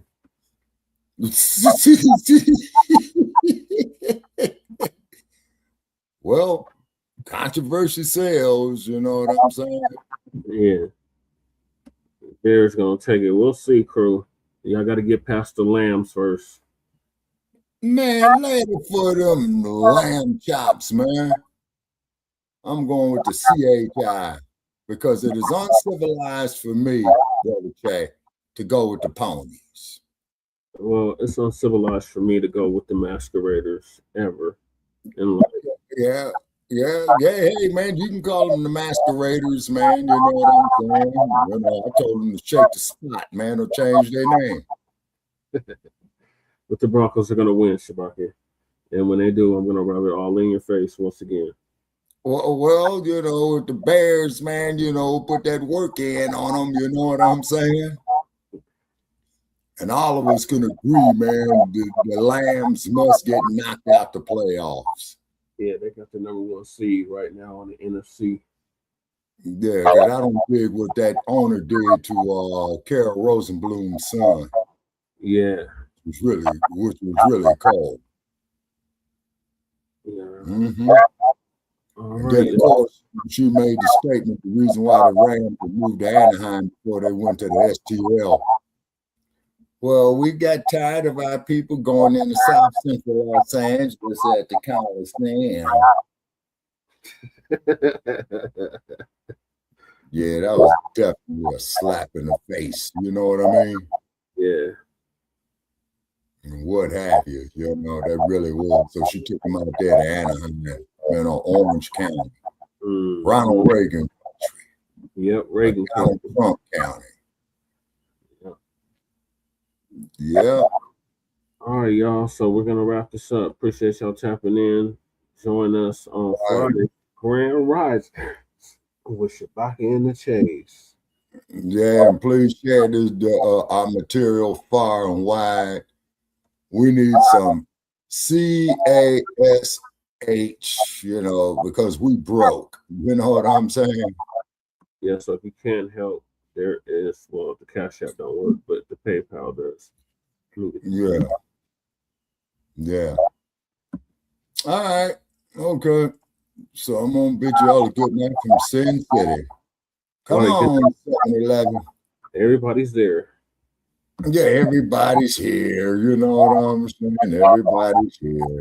You know. Oh, and then on a note too here, just an epilogue a little bit on Las Vegas. Guess what? They're losing money in these casinos. Oh. Yeah, because they're saying, you know, people ain't spending, you know, like they used to, you know. I don't know if that has something to do with old boy there in Washington, you know what I mean? Yeah. So they might be having some more closing up because, as you all know, Las Vegas used to be a resort city, but now it is a city of resorts, you know? Yeah. That it is.